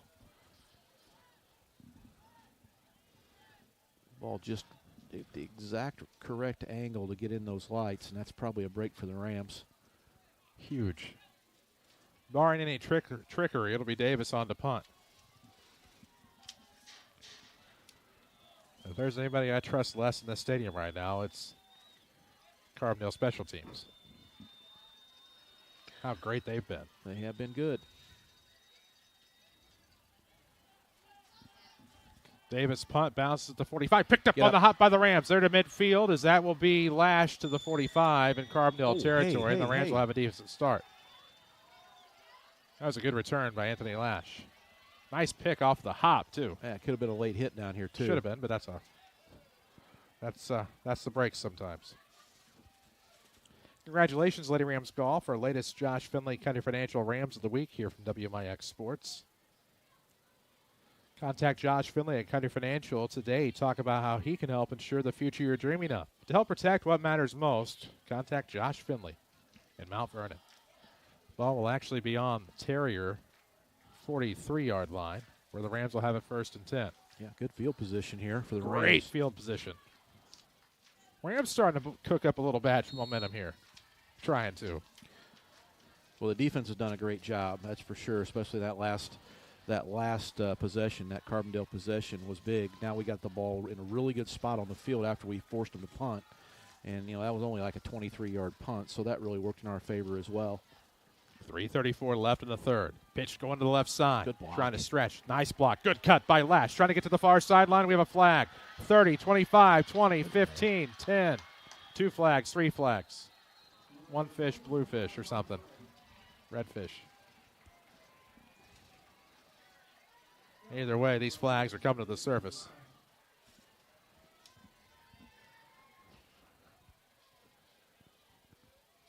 Well, okay then. Started out promising. It sure did. Tell you about Hannigan and McGovern. If you've been hurt on the job, call Hannigan and McGovern at 618-241-9251. Experience you can count on, a reputation you can trust. We're going to talk about trustworthy reputations. Don't trust the Carbondale special teams for a while. Goodness gracious. Luckily, the Rams have come up with some stops, and whatever these penalties were on the Rams. You only enforced one of them. So it was a hold in the backfield. They're going to push it back beyond midfield down to the 48. Yeah, there were 2 holdings. One was declined and one was obviously accepted. Well, it'll be first down a little bit longer here. About 20 to go. 3:25 left in the third. Diamond T for the Rams.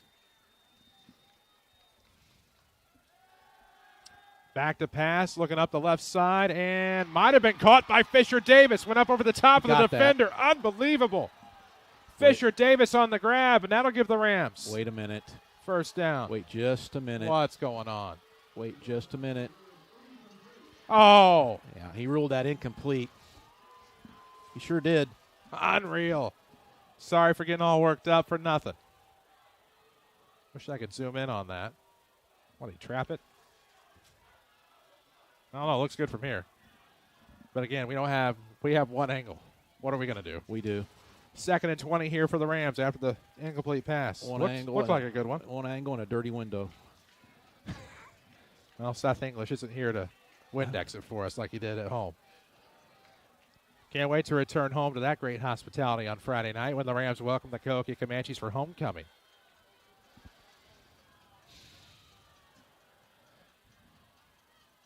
The Diamond T, it's going to be Mr. Rivera on 2nd and 20. Goes up the right. And whistles are blown and he broke free. I think that's why he'd broken free. He's frustrated, but that's going to be a gain of about 6 maybe. Maybe 7. Carbondale making the Rams work for every yard they get right now.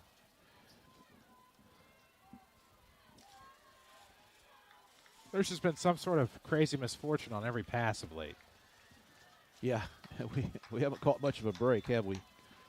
Diamond T, McMillan under center, 3rd and 15 from the 48. Trap that I don't see. It looks like Rivera back to the original line of scrimmage for a gain of 5. So that'll bring up 4th and 10 for the Rams. Yeah, well, we gained 4 and 5 there, but the problem is it was 1st and 20 when we started. And those 1st and 20s are real tough when you're a predominantly running team. So Davis will punt for the Rams here on 4th and 10. From the 43-yard line. Carbondale has nobody back. Rams need an 11th player. There they go.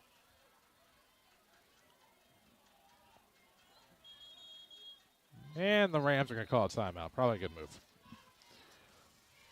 Timeout presented by SSM Health. SSMHealth.com/doctors to find your next physician.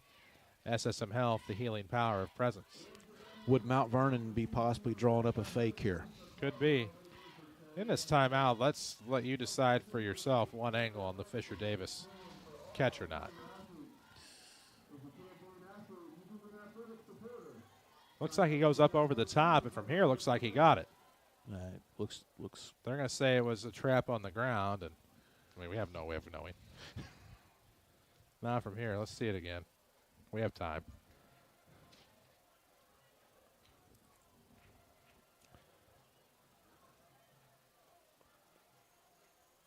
Maybe. Maybe not. Well, let's go back. I will say for a high school football game, it's pretty cool we can do this. Maybe. He's saying he had it, and I believe him at this point. Back to the action here as the Rams have it 4th and 10. Fake. It is a fake. Looking to pass over the top, and this is going to be well overthrown and picked off for the Terriers. You should have dropped that, young man. Get him down. He's got to tackle him here as he's going to make a run for it to the right side. Now cutting back left to about the 30. This could be trouble now as he gets to the 40-yard line, and now it's a gain. I was going to say, you bring him down way back then on the interception, and it ends up it's a bad play for Carbondale. Yeah, I just sensed we might try a fake there, and we did. Receiver was double covered. And you're right, he probably, the play there is probably just let that go and drop it, but it worked out well for him because he actually did get the ball back. But if you get him on the ground down there, boy, they're really buried. So they'll start instead 1st and 10 from their own 42-yard line, ball in the near hash. Good effort. Not necessarily executed to perfection, and unfortunately it'll end up in a turnover on downs for the Rams. Gives it back to the Terriers, tied at 28 with 1:51 left in the third quarter. Again, 1st and 10 Carbondale. First time we've had backs in the backfield tonight that I recall. Mm-hmm. This will be D-Decker, and he is swallowed up by, I think, Randall and Rivera. And that's why you don't see them with backs in the backfield. Mason and Ethan, I believe.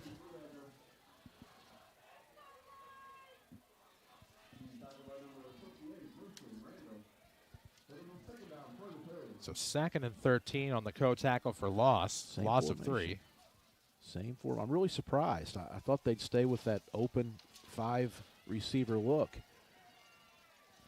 Out of the gun, looking to the left side, and that one's almost got, but instead it's going to be caught by Cawthon at about the 45. He'll get to the 47, and that'll be an 8-yard gain. It'll bring up 3rd and 5.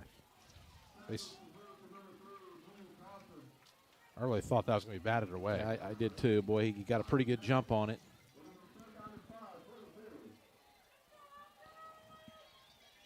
Bowlby up to 209 yards now through the air. Less than a minute to play here in the third. 3rd and 5 for the Terriers. Tied at 28, ball on the Carbondale 46 on the near hash.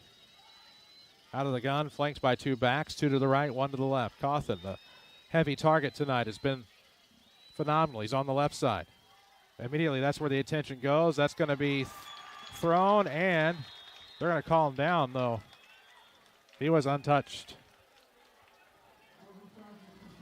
That was a good catch down to the 36. 18. Oh, gosh. Unreal. Just when you think the Rams might be getting a break, Carbondale comes up with a big play, and that's with 33 seconds left here in the third. Tied at 28, third quarter, 1st and 10 Terriers now at the Mount Vernon 36. Bowlby's getting back in his groove again. Rams got to make a play. Maybe a big interception or a sack would really, really go a long way right now to kill this momentum. Bowlby's feeling it. Even a batted ball or two. With 14, there's going to be the handoff. D-Decker is able to bob and weave through the middle as he found a gap down to the 30 up the middle. 5-yard gain for Austin D-Decker. And that should take us to the end of the third. It'll bring up 2nd and 5 when we come back. After 3 quarters in Carbondale, it's the Rams 28, the Terriers 28. This is Rams football from WMIX Sports and the Section 618 app. Whether you're hunting on an ATV, competing in motocross, or just hanging out with friends hitting the trails in a side-by-side, we have your off-road memories right here waiting for you at Holzhauer's in Nashville, Illinois. It's time to get out there and realize your adventure with Yamaha. In the woods, on the track or trails. Enter your victory lane from Holzhauer Pro Motorsports in Nashville, Illinois. ATVs are recommended only for use by those age 16 years and older. Yamaha recommends an approved training course. See your dealer or call 1-800-887-2887. ATVs can be hazardous to operate. Hey, Ram Nation, let's talk about winning. It's what you do. Whether on the court, field, or in a classroom, you never settle for less than your best. To get a big win in your next step of education, consider Renlake College. With over 100 programs, NJCAA sanctioned athletics, affordable tuition, and small class sizes, you know you'll be getting a win with high-quality education. You could join the workforce with the skills you'll learn with a certificate or degree, or go to a 4-year college at fraction of the price. Visit rlc.edu. Renlake College. Your journey starts here. Streaming worldwide on the Section 618 app, this is Mount Vernon Rams football from WMIX Sports. We head to the fourth in Jackson County from Blyer Field in the Orthopedic Center of Southern Illinois broadcast booth. Rams football, as you know, driven by Holzhauer Auto and Motorsports in Nashville.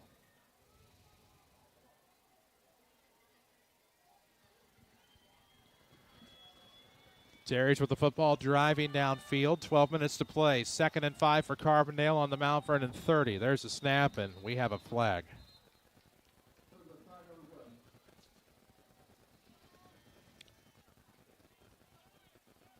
I'll be on the Rams. I recognize the mechanic. I also just cut my lip with a sheet of paper, so I wasn't really focused on that. So it'll go against the Rams. It's the Rams' 10th penalty of the night.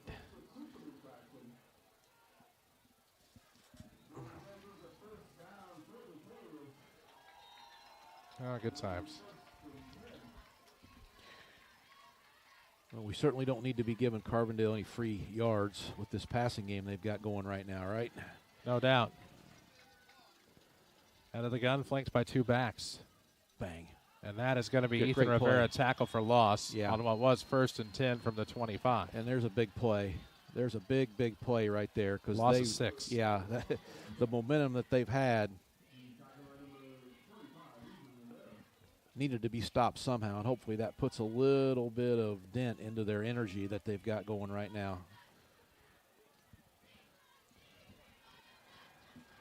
So 2nd and 15 now for the Terriers from the 30. Out of the gun, 2 to the right, 1 to the left. 2-step, now rolling to the right. Roll. It's Bowlby rolling. Giving chase is Lieutenant, and he will wrap his arms around him, bring him down around the 25, but we'll see how far he really got. Maybe the 26. We'll see where this spot is. It's going to bring up 3rd down and maybe 11, but we'll see where they spot the football. Good run by Bowlby, but great chase by Lieutenant. Yeah, but the big play by Rivera before that really puts him in a position where that doesn't hurt you as much because it's still 3rd and 10. Ball beyond the near hash at about the 25-yard line for 3rd and 10 for Carbondale. Now they'll empty out the backfield. 2 to the right, 3 to the left for Bowlby. 3rd down here for the Terriers. They do have a good kicker. See what happens here. Terriers look to the sideline. 7 on the play clock. 11:18 left in the 4th. Tied at 28. Snap. It is a quarterback keeper. They're going to play for a field goal here. They are, as it's brought down by Jameer Smith-Henson inside the hash. That's exactly what they're doing. Right about maybe the 23. 23-yard line or thereabouts. What about a 40-yard field goal? Yeah, if it's at the 23, it's going to be about 40. Yep, he's right on the line.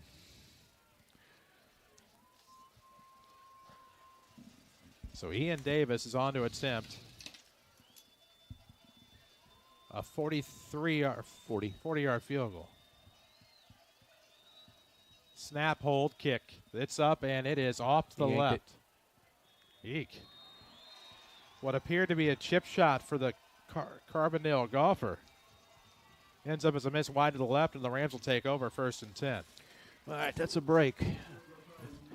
And I'm really, really happy that Carbondale didn't try to throw the ball on 3rd down and just was happy to run it up in there and get in field goal position. They weren't very aggressive with that 3rd down call, and that really worked out to our advantage.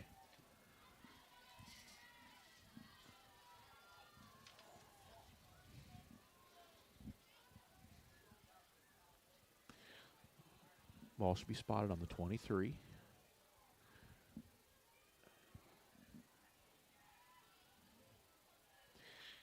Oh, yeah. Ball spots on the 20. This is not the NFL. Either way, 1st and 10 for the Rams here in the 4th quarter. Tied at 28 if you just tuned in. So far, 21 unanswered points for the Terriers. Rams led 28-7 at one point. 21-0. I think 21-7, 28-7. It's been all Carbondale since. 1st and 10 from their own 20 for the Rams. Pitch to the right side is to Lash. Up that far sideline to the 25. Finds some running room. Back as a second burst to the 30. Looks like a gain of 10 for Lash. And that should give the Rams a first. Nope, they dial up a 2. So just short.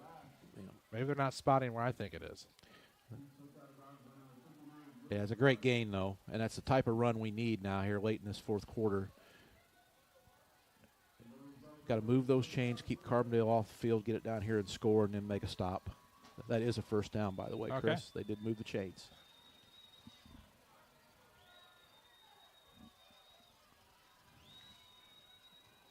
Wide side. Watch the toss coming this way.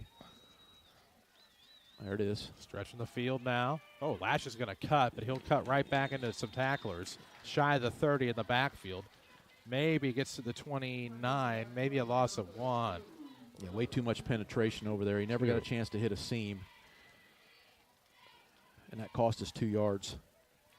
The action tonight driven by Holzhauer Auto and Motorsports, where buying a vehicle is simple, easy, and fun at your #1 volume dealer in Southern Illinois. 10 minutes left.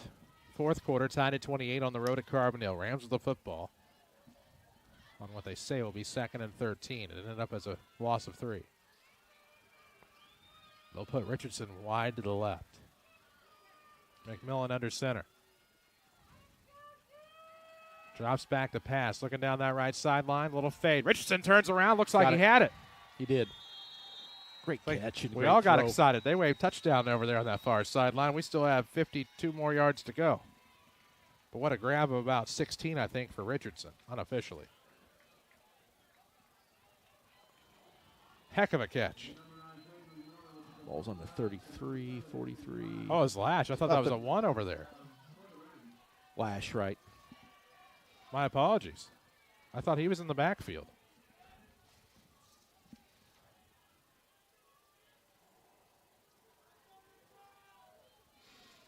McMillan starting to rack a few yards up through the air. He's got up to 121 yards, Chris. That was Richardson. I can't see. No, that was a 1 on the catch. That was Richardson on the It's on all the a ground. guess on PA numbers. said no. PA said Lash. That's what got everybody confused. Good. It wasn't Lash, and now it's gonna be a run to midfield, up the middle. Yeah, it would reason that Lash would have been in the backfield there. So Rivera gets a gain of about 4 on the play. That's good. That's a nice, good, solid gain. 9:18 left in the fourth. Tied at 28. 2nd and 5 for the Rams, so make that a 5-yard run. Rivera up to 65 yards on the game. 14 tough carries. Carbondale has made it difficult to gain yards tonight. 9 minutes left in the fourth quarter. Tied at 28. 2nd and 5 for the Rams. Trying to eat some clock and get a productive drive. Richardson split to the left side. Pitch will be to Lash. He had to leap. It was problematic, and now he'll be brought down by a wall of Terriers. Just going to find any running room, and instead we'll see a loss of about 3 on the play. Man, they give credit to Carbondale. They've done their homework. They have. And for those of you watching at home, we do not archive the broadcasts. Not until after the season, so they didn't get our video. But you trade film and whatnot. And again, it's a 3rd and a long, and as tough as the yards have been on the ground, I would think the Rams would probably look to the air here again. Some sort of play action, or that's Kerry Richardson out there wide to the right. Keep an eye on him. Out of the diamond tee for the Rams. They were looking for a screen pass. It was batted down. And the excitement of the play by Malik Crane Walker, he's lucky that wasn't a flag. You're exactly right. Obviously, there was no malicious intent, but got to be careful in those situations. That'll bring up 4th down for the Rams, 4th and 8 on the incomplete pass. Stops the clock as well. Yep. Could we be looking at our first overtime game? Ooh. With 8 minutes to go, tied to 28 all.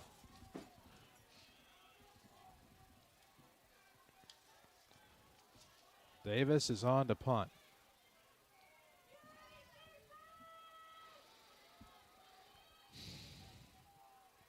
Low snap. Here comes the kick. It's up, and it's a dandy. It sure is. Dedecker is going to call for a fair catch, and he'll fall with it on the slide at about the 18, perhaps. 34 yards. So we are in the fourth quarter with 7:59 left here in the fourth, as the Terriers will have it 1st and 10 from the 18-yard line in their own territory.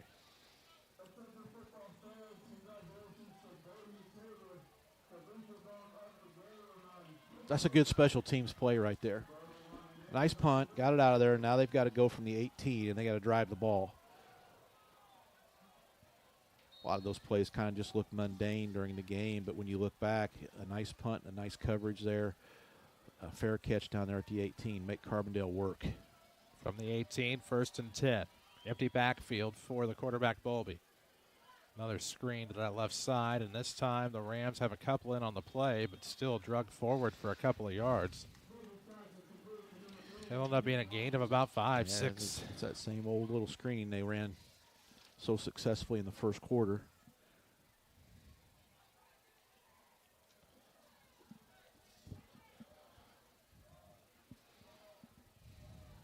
So it'll be 2nd and 2. Empty backfield out of the gun, Bowlby, 2 to the right.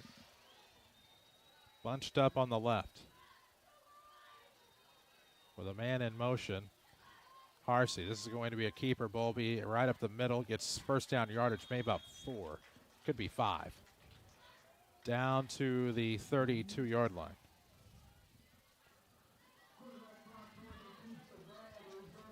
So still tied at 28 in the fourth quarter.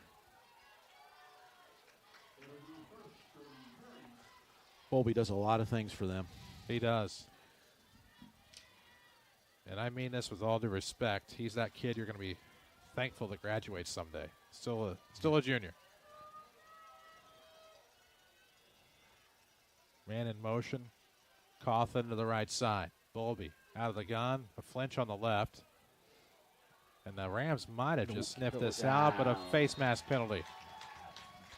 Initial contact was made coming up the near side by Bryce Derry. And the Rams commit another Ram comes in and commits a face mask penalty. That'll hurt the Mount Vernon Rams right here. 28-all here in the fourth quarter. Yeah, we'll look for a Tony Wilt State Farm scoreboard in a moment as some finals are trickling in from around the area. Tony Wilt, your local State Farm agent of Mount Vernon. Look for that famous white State Farm Jeep around town. See how you can get to a better state with State Farm. Yes.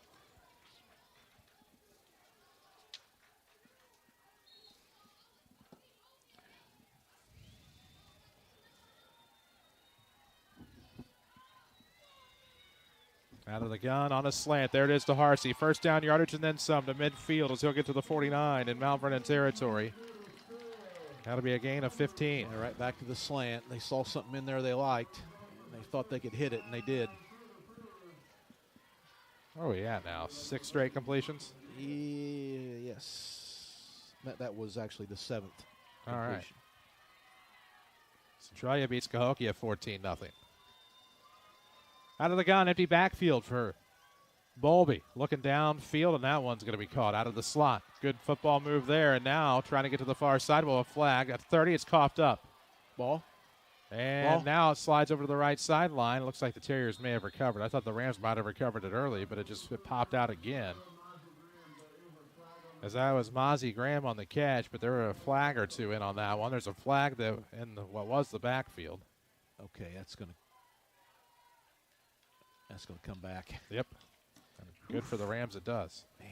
Tied at 28 here in the fourth quarter. 6:23 mark. Bowlby's up to 250 now through the air. He's closing in on 300.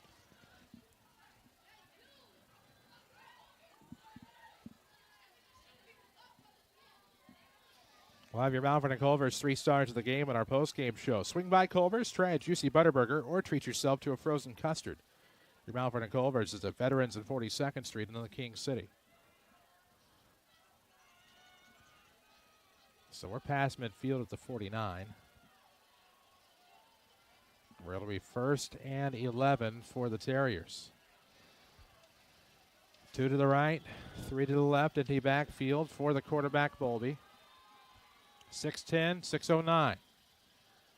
Looking to the right, it's going to be complete to Burnside at 45, and he's brought down by a jersey by Kerry Richardson.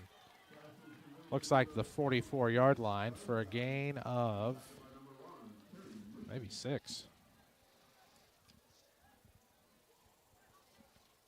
8 straight completions. Unreal. Second time tonight. Yep. Drop below the 5:40 mark of the fourth, tied at 28. It's on the Ram 44-yard line on the near hash. 2 to the right side, 3 to the left for the Terriers, led by quarterback Brock Bowlby. With a man in motion, that's Harsey to the right side. We have 8 on the play clock, 5:20 on the game clock. Tied at 28, 2nd and 5. Rolling to the right side, looking to pass. Looks downfield and is going to throw one at the feet, and it'll trickle through the 5-hole. Incomplete as he was trying not to throw into coverage. He finally threw an incomplete pass, right? Yep, and it stops the clock at 5:11 left, and it brings up 3rd and 5. Yeah.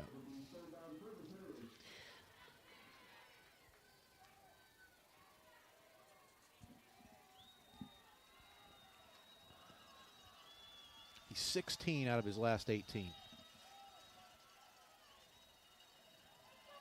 2 to the right, 3 left.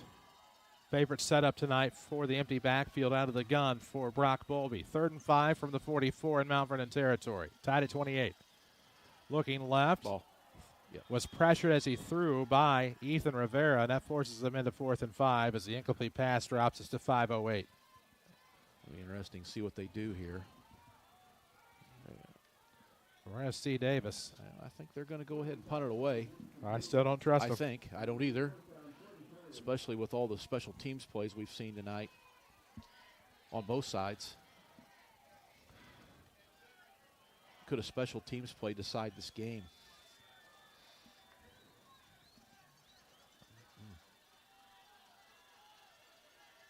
Millsap is out there to return. Now I'll take some steps up. Davis will hand off. Cawthon going up the left side as he gets to the far hash, midfield, and that's going to be a huge tackle. What a tackle there by the Rams. Holy cow. Unreal. I thought that was Marlon Price. You felt that coming. You just felt that coming. And, with the game in the balance here and the clock running down and they're down there, what was it, about 4th and 6, 4th and 7? It's just a handoff on the punt to Cawthon, and he'll be chased down by Marlon Price at about the 45, brought down at about the 43, which is where the Rams will have the football. Tied at 28 in the 4th quarter. Okay. Chris Hugo, Jeff Lonan alongside WMIX, WMIXsports.com. Been a while since we've had a Mays & Sons Plumbing touchdown. Here in the Orthopedic Center of Southern Illinois broadcast booth, where orthopedic urgent care now open. No appointment necessary. Walk in daily 8 till 4. Blast. A blast up the right side. Looked like Rivera gets about 3 on the play, maybe 4. Yeah, you got a solid 4.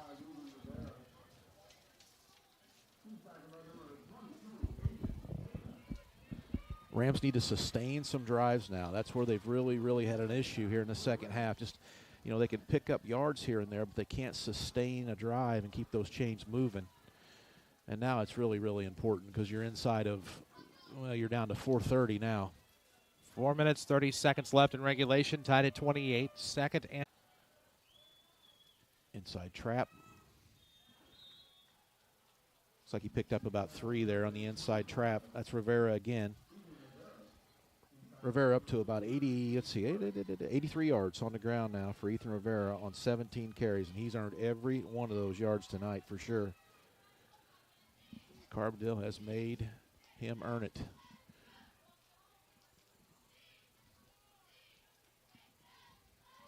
Rams can get one more first down before it goes to goal to go. Looks like we have you back on the Section 618. My apologies. I had one device with good signal, and it's my personal device that had very limited data left. Tied at 28, 2nd and 7 from the 9-yard line for the Rams. And they will hand off. That'll go right up the middle now for Anthony Lash Jr. Maybe he got a couple on the play, Jeff. I think he did. He got a couple. And remember, we got a kicker. So at 3rd and 4 here, if we don't get this, I would look for the Rams to kick a field goal and try to go ahead 3 points in this game. It's not a long field goal. It's going to be just a little longer than an extra point, and he's pretty good at those. Tied at 28, 3rd and 4 from the 6-yard line. All the action driven by Holzhauer Auto and Motorsports in Nashville. Yeah, Again, appreciate your patience on the Section 618 app. We look to be up and going again. Rams are going to be content to run this play clock down as far as they can so they don't leave enough time on the clock for Carbondale or leave as little time as possible on the clock. Absolutely. Pitch will go to the right side. There's there running room. Lash is going to turn it up into high gear, cuts back into the end zone, trying to kill clock, trying to get yardage, does them both and gets the score, and the Rams are on top. I told you. Now, I know. The game is There's not still over. Plenty of time. The game is not over, but I knew we had one more big drive in us. I just felt it, and we did, and we got Lash out on the perimeter where he's really good, especially from 6 yards out. So now Davis for the PAT. Big extra point.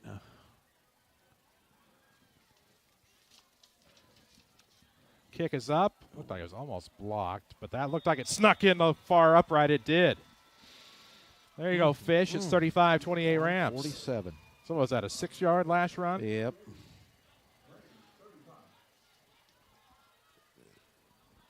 This is the old 38 toss. And it's let's see, 147 to go. Rams have a 7-point lead. And now if you're in the secondary and you're a Mount Vernon Ram, you got to be hyper aware of where those receivers are and what they're trying to do to you, and don't get beat deep. 35-28 Rams after the 6-yard score by Anthony Lash Jr. Davis completes the PAT.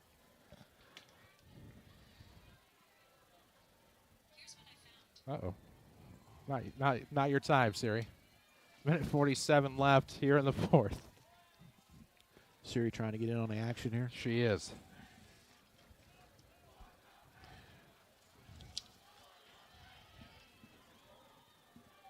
Okay. Rams on to kick off. Up 35-28 here in Carbondale.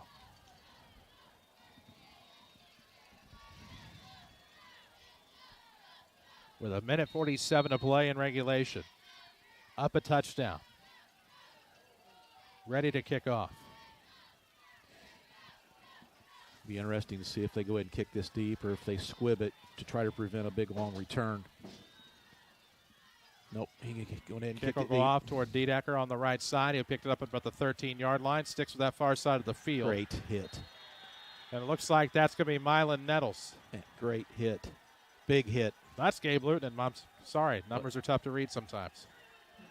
Gabe just like that is a huge, like a hot knife through butter. Was able to get to Austin Diedecker. That's another big special teams play from your kickoff team. They get them on the ground way down there. It looks like the line of scrimmage is going to be what, Chris, about the 22? Yes, sir. So now Carbondale's got a long way to go. 78 yards to pay dirt. Terriers have 2 timeouts unofficially. That was another Mays and Sons Plumbing touchdown a moment ago for your Mount Vernon Rams. Get them on the ground, boys. Get out of here. Carbondale empty up the backfield here with a minute 42 left. They've been doing it all night. 3 on the right, 2 on the left. And we're going to have a timeout. Mount Vernon. Rams will burn their final timeout, sponsored by SSM Health. I burned through 15 gigs tonight on this stream alone. It's crazy. What's the average gig usage for a I game? always thought it was about 1, but apparently it's 15 or more. Ooh. Crazy.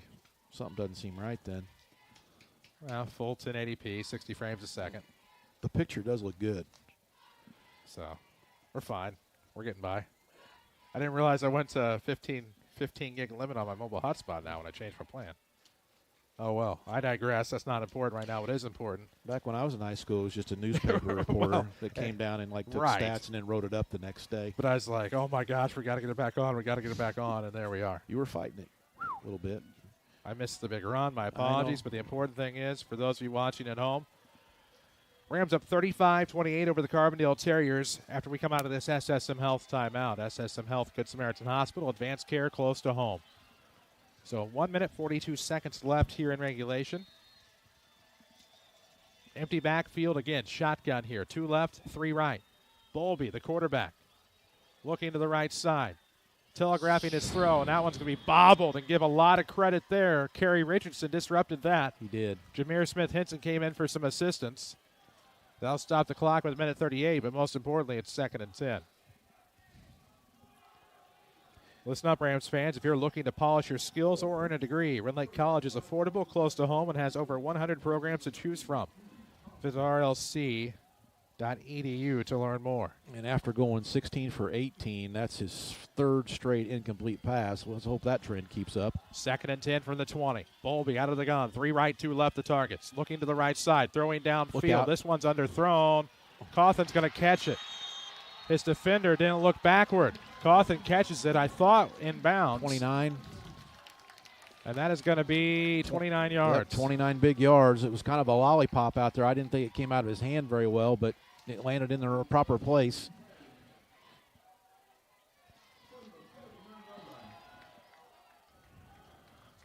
Near midfield at the 49-yard line. Minute 32 left. 1st and 10 Terriers. You got to look back. It'll be a learning experience on film, but good job not giving up PI, too.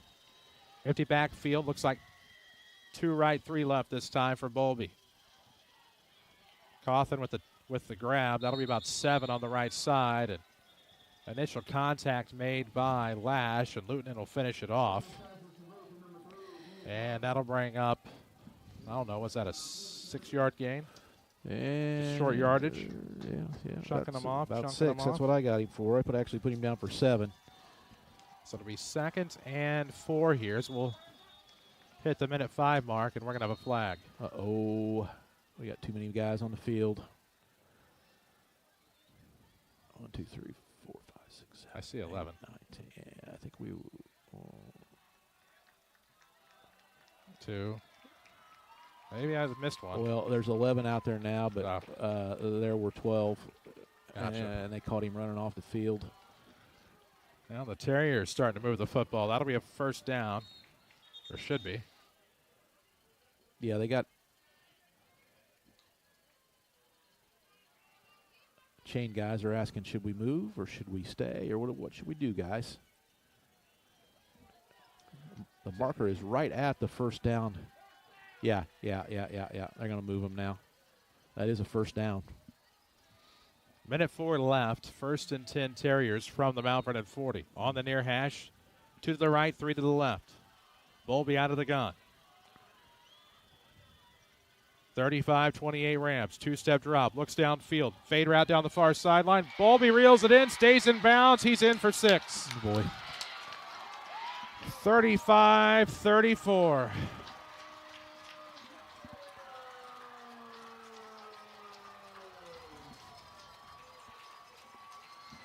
Tightrope the sideline and got in for a 40-yard score. Okay, so now Carbondale's still down by 1 point, obviously. Big extra point coming. The kicker's on the field, so we assume they're going to kick this. They are in a, they're shifted way off to the left here. Watch this now. Watch this. Be careful. 57.3 seconds left. It's 35-34. Rams by 1. Okay. Ian Davis on for the PAT. Kick is up, and it looks like it snuck through the upright. We're tied at 35.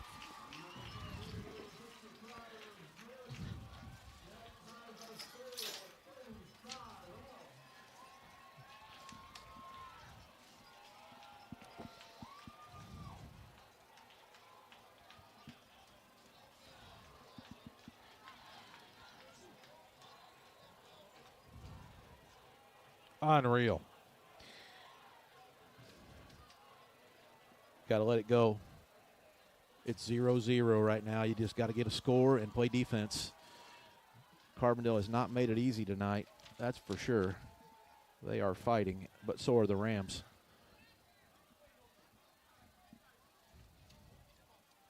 I'm sure I'm forgetting one, but if regulation, and then I want to say the Mattoon playoff game in 13. That was overtime. Yeah, they've been pretty few and far between, that's for sure. But when the Rams capable of breaking off a big play, they can do it quickly. Tied at 35, 57.3 seconds left. Driven by Holzhauer Auto and Motorsports in Nashville. See if the Terriers actually kick off.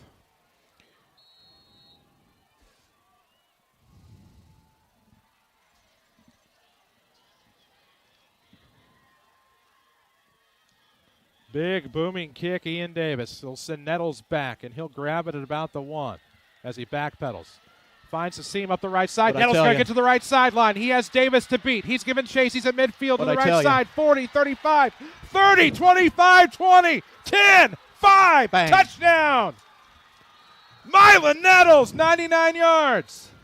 I said this in the first quarter, didn't I? I said, hey, listen, he hits the hole hard. He goes straight at it 100%. And he found that seam he's been looking for, and what a big, big time for that to happen. What's the official doing? Oh, my goodness gracious. What are we doing, guys? What's going on? They're bringing this thing back. Oh, good. Or are they? Okay, don't leave us hanging. There's a down Terrier. Dan Mings trying to get his crew on the field. What's the Oh, there's a flag. I see it now. There's a flag on this far sideline at about. Oh gosh.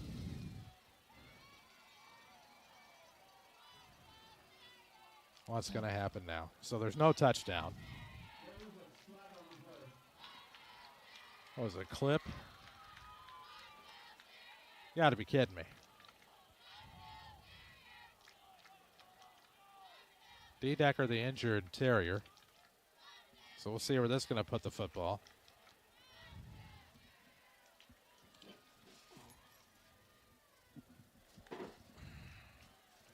It's kind of good way to keep people hanging in a late game.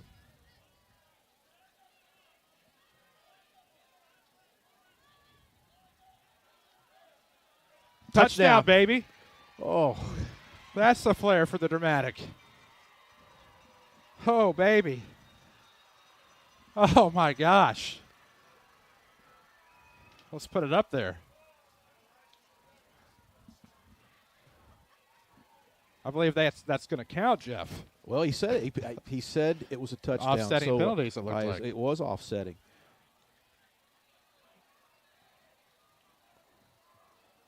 Well, nothing like having that than the drama of it all. Well, and the problem, though, is we can't get too excited here because there's still 43.4 seconds left, and the way Bowlby's throwing the football, it's not guaranteed that that we're going to get out of here with a win just yet.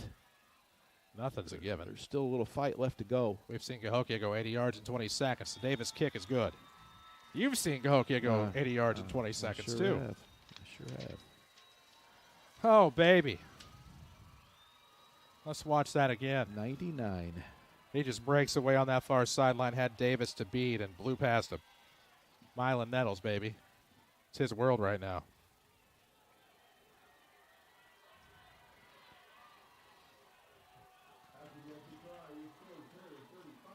What a return.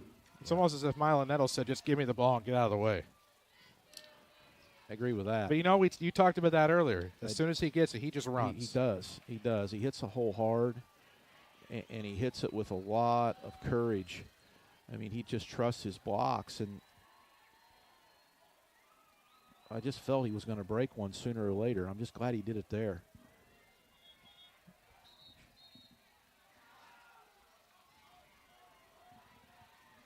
Time's left. 43.4? Yes. I don't know why you put the scoreboard on that side. Yeah, I said that out loud. My apologies.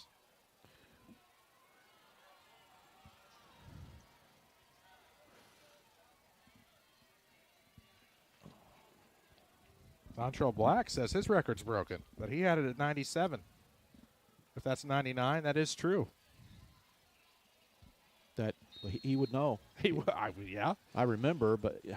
That's one of those that you remember, but you don't remember the exact yardage. I got the program out to type all these records up on a Google sheet, and it's at the station, and it's not under my actual Google account. Yeah, that's good information. Deep from kick. Dontrell. Deep kick will be in the end zone. It'll be a touchback, and the Terriers will start 1st and 10 from the 20. Well, a lot can happen in 43.4 seconds. Which sure can, especially with this quarterback. Top of the hour, this is WMIX Mount Vernon. Free service from Withers Broadcasting. We're worldwide on the Section618.com app.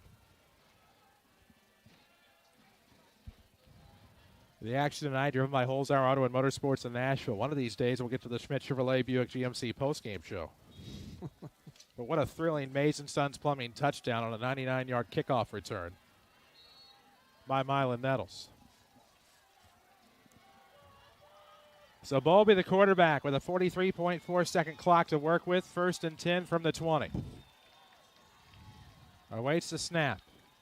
Carbondale has 2 timeouts to work with. Throws over left side. That one's going to be broken up. Play. Good play by Anthony Lash Jr. to help break it up. Clock stops at 38.2 seconds. It'll be 2nd and 10. I'm definitely going to need your stat sheet later. Mine's kaput. Yeah.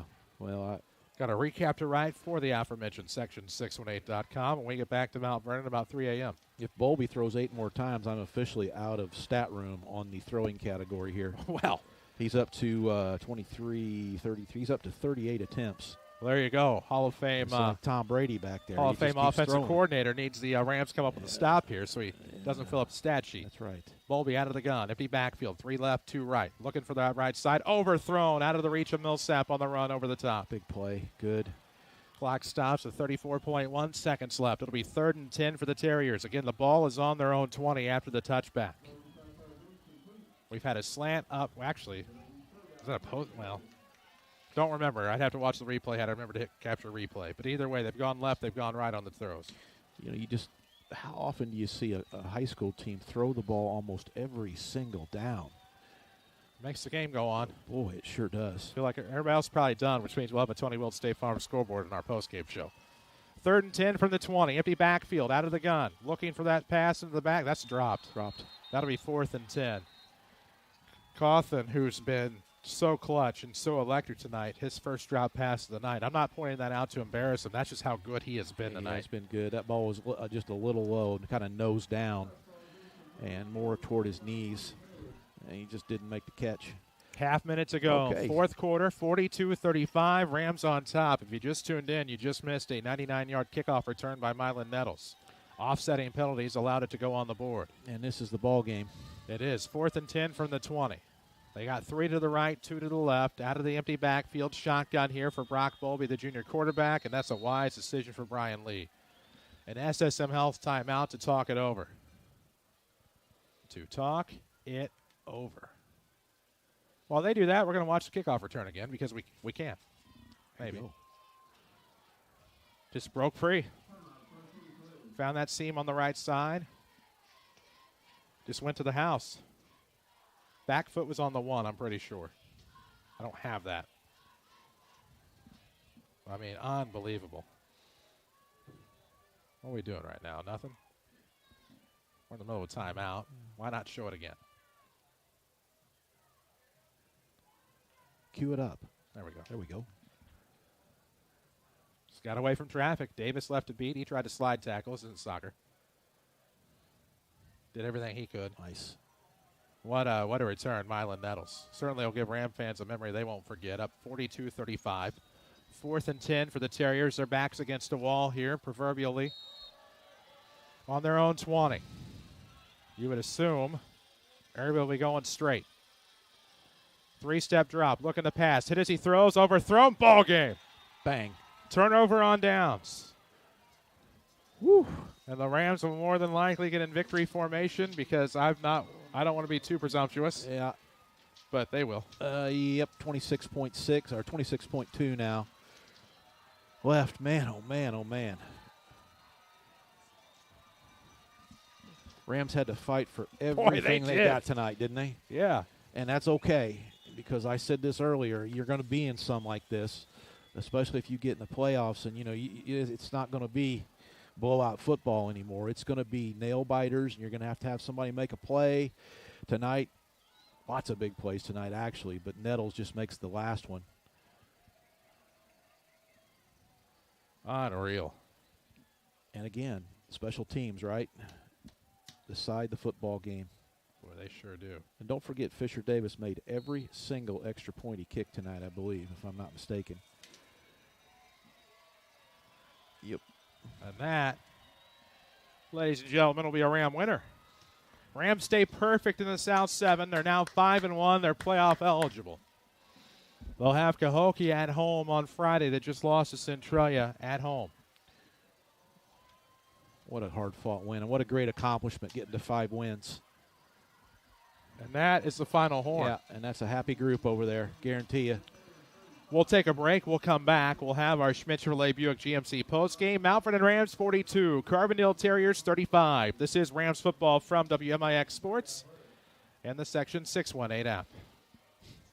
Whether you're hunting on an ATV, competing in motocross, or just hanging out with friends hitting the trails in a side-by-side, we have your off-road memories right here waiting for you at Holzhauer's in Nashville, Illinois. It's time to get out there and realize your adventure with Yamaha. In the woods, on the track or trails. Enter your victory lane from Holzhauer Pro Motorsports in Nashville, Illinois. ATVs are recommended only for use by those age 16 years and older. Yamaha recommends an approved training course. See your dealer or call 1-800-887-2887. ATVs can be hazardous to operate. website. The Orthopedic Center of Southern Illinois offers urgent care visits for acute strains and sprains, joint pain, sports injuries, and even possible fractures.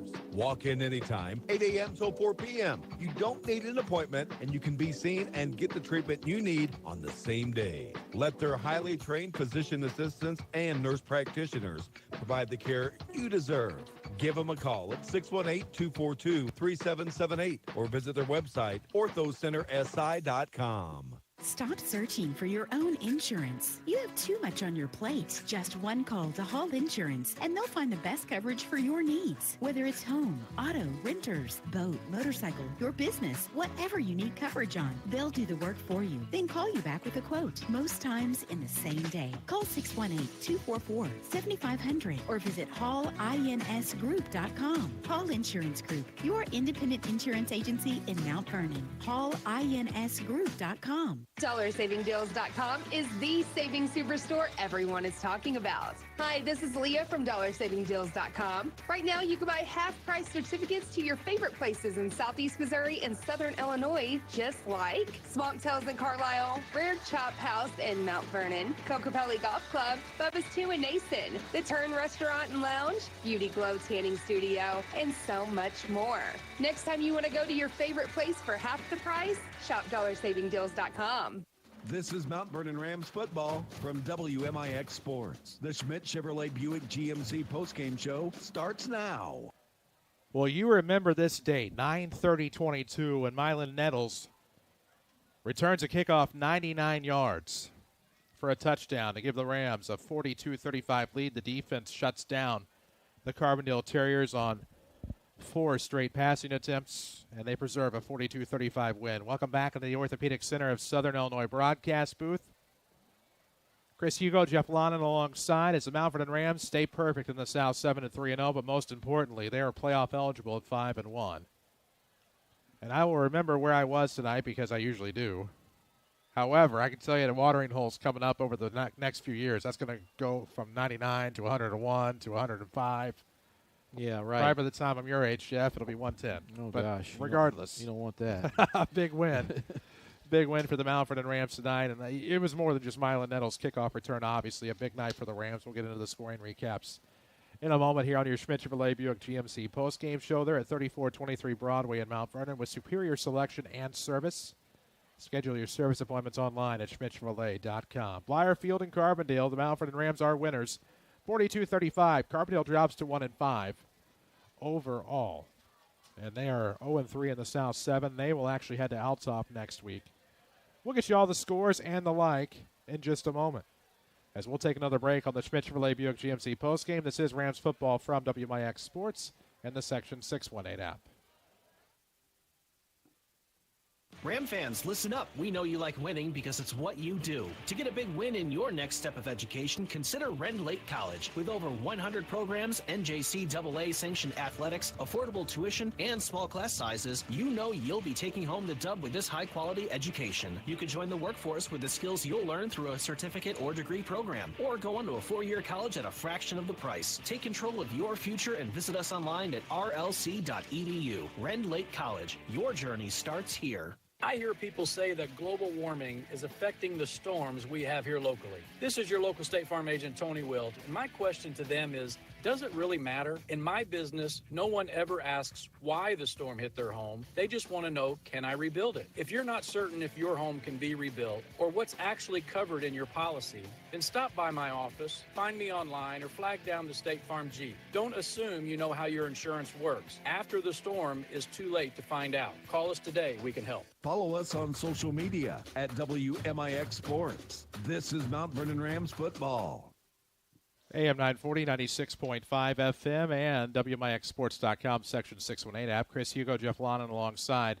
Mount Vernon Rams win it tonight over the Carbondale Terriers in thrilling fashion, 42-35.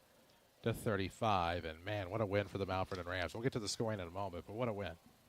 Oh, it was. And, you know, like I said, they worked for everything tonight.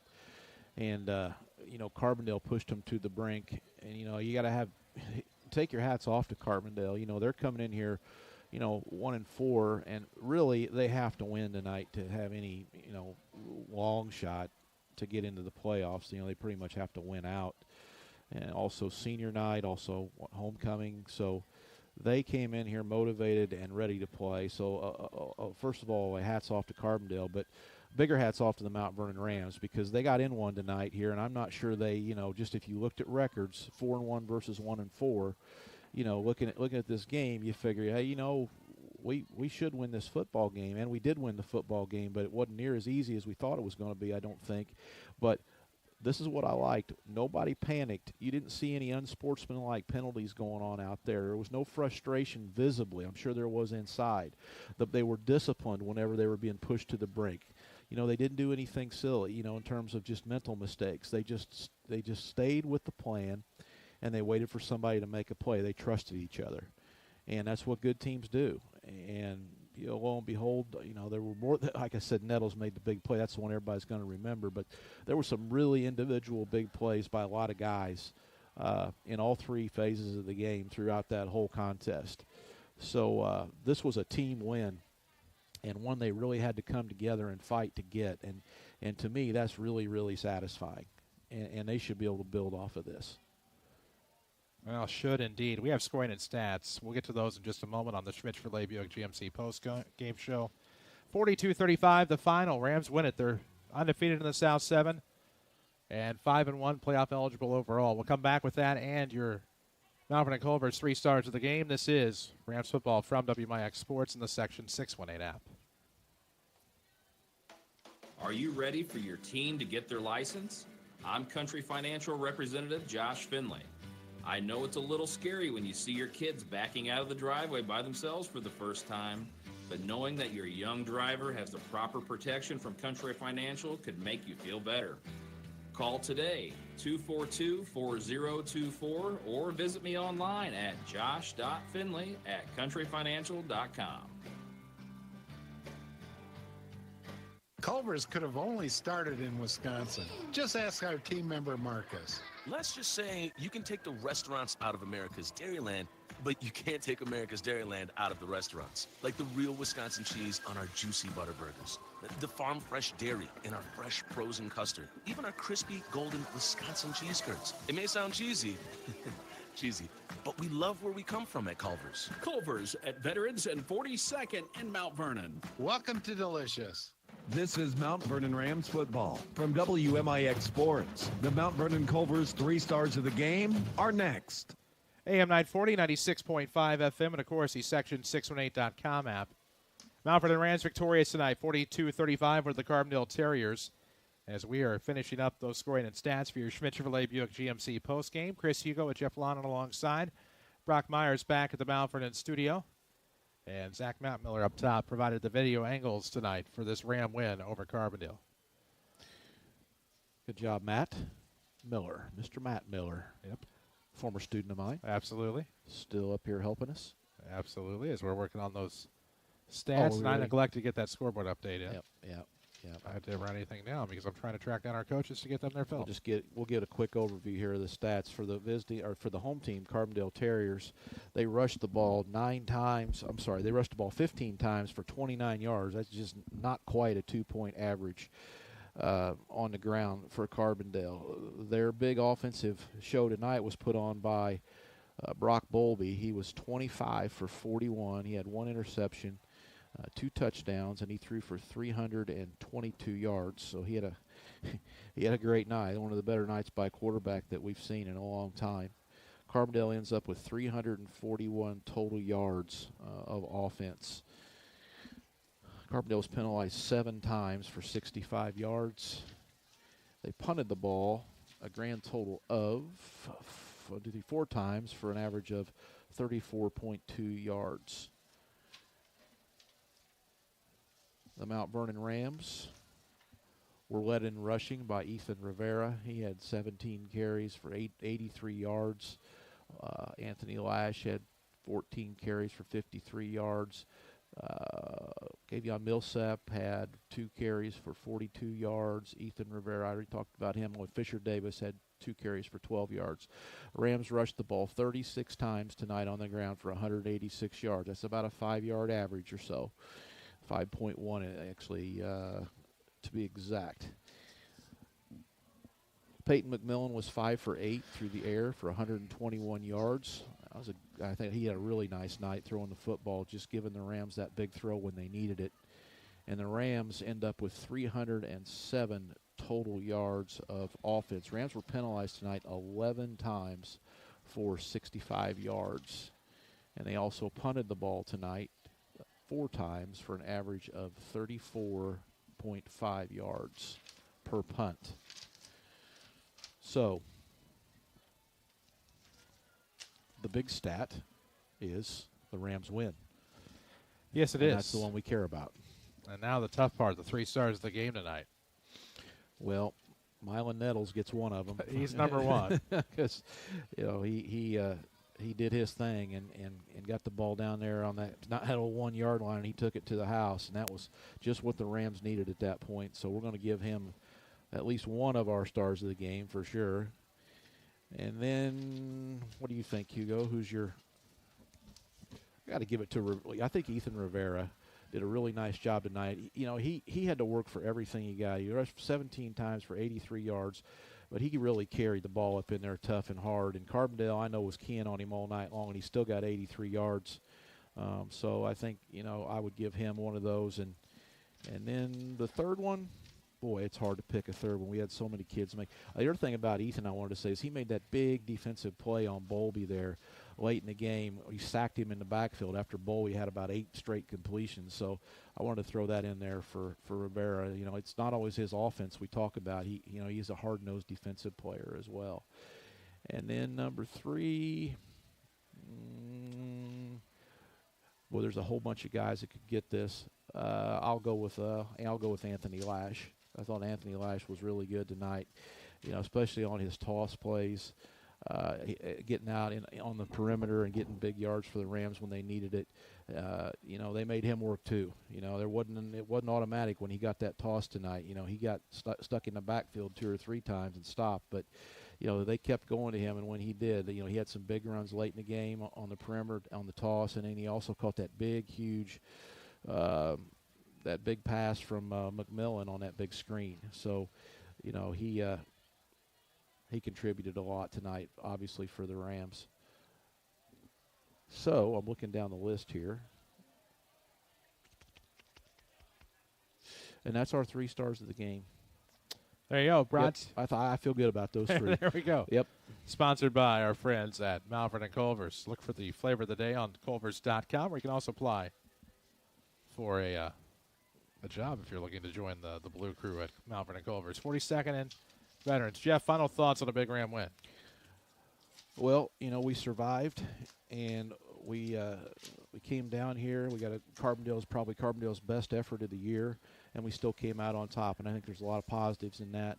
I think now we just got to let this one go and just go on to the next one. You take them one at a time. Now we're in a position, right? We're playoff eligible. So we just can't be happy with that. We got to keep going. There's more to do, and I think Coach Mings will tell you that too. It's just we really haven't done before tonight. We hadn't really done anything yet but win 4 games. Tonight we actually did something. We got playoff eligible. But now you start looking at now that it's looking really good for the playoffs.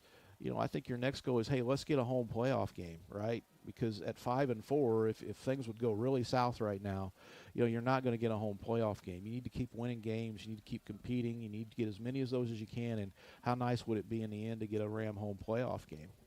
That's something that we haven't seen in Mount Vernon for a long time. So I think that's probably going to be the goal now, is you're going to have to reset them. And let's not be happy with 5, and let's not be happy that we're just in or playoff eligible. Let's go ahead and rack this up, and let's win every one of them, finish 8-1, maybe get a home playoff game. What do you think? Unreal. Yeah. I mean, if you'd have said this 6 weeks ago, I know we say this all the time, but if you'd have said that 6 weeks from now the Rams would be where they are at, that's a hard sell, I think, at that point, just given, our previous years here. It hasn't just been, 2 or 3. It's been 8 pretty lean years, 7 or 8 pretty lean years that, the Rams just have struggled so much. But this is such a good thing for the town. It's such a good thing for the community, and the people are excited. We had another great crowd here tonight over there. I just thought that was great. So thanks to everybody that came out tonight and supported the kids. you know, just keep it up. And next week I look for a really big crowd on our home field, actually next 2 weeks. So it should be really fun. Should be, as the SDBNC cable goes up from down here to all the way back up top where the camera was. And other games in the South, 7 tonight, because I know you're curious. Altsoff knocked off Marion 31-30. And Centralia beat Cahokia 14-0. So 5-1, 3-0 for the Centralia Orphans. And they have Marion next week. And how interesting that could be. You know, see, what if it's 6-1?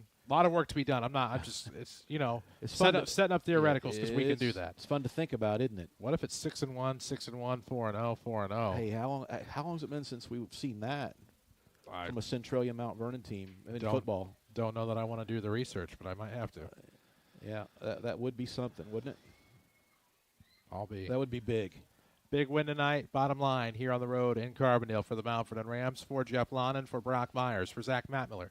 For all of us WMIX Sports, I'm Chris Hugo. One more time on the final score. Mount Vernon Rams 42, Carbondale Terriers 35. Good night from Jackson County. Mount Vernon Rams football on WMIX and the Section 618 app is sponsored by Holtz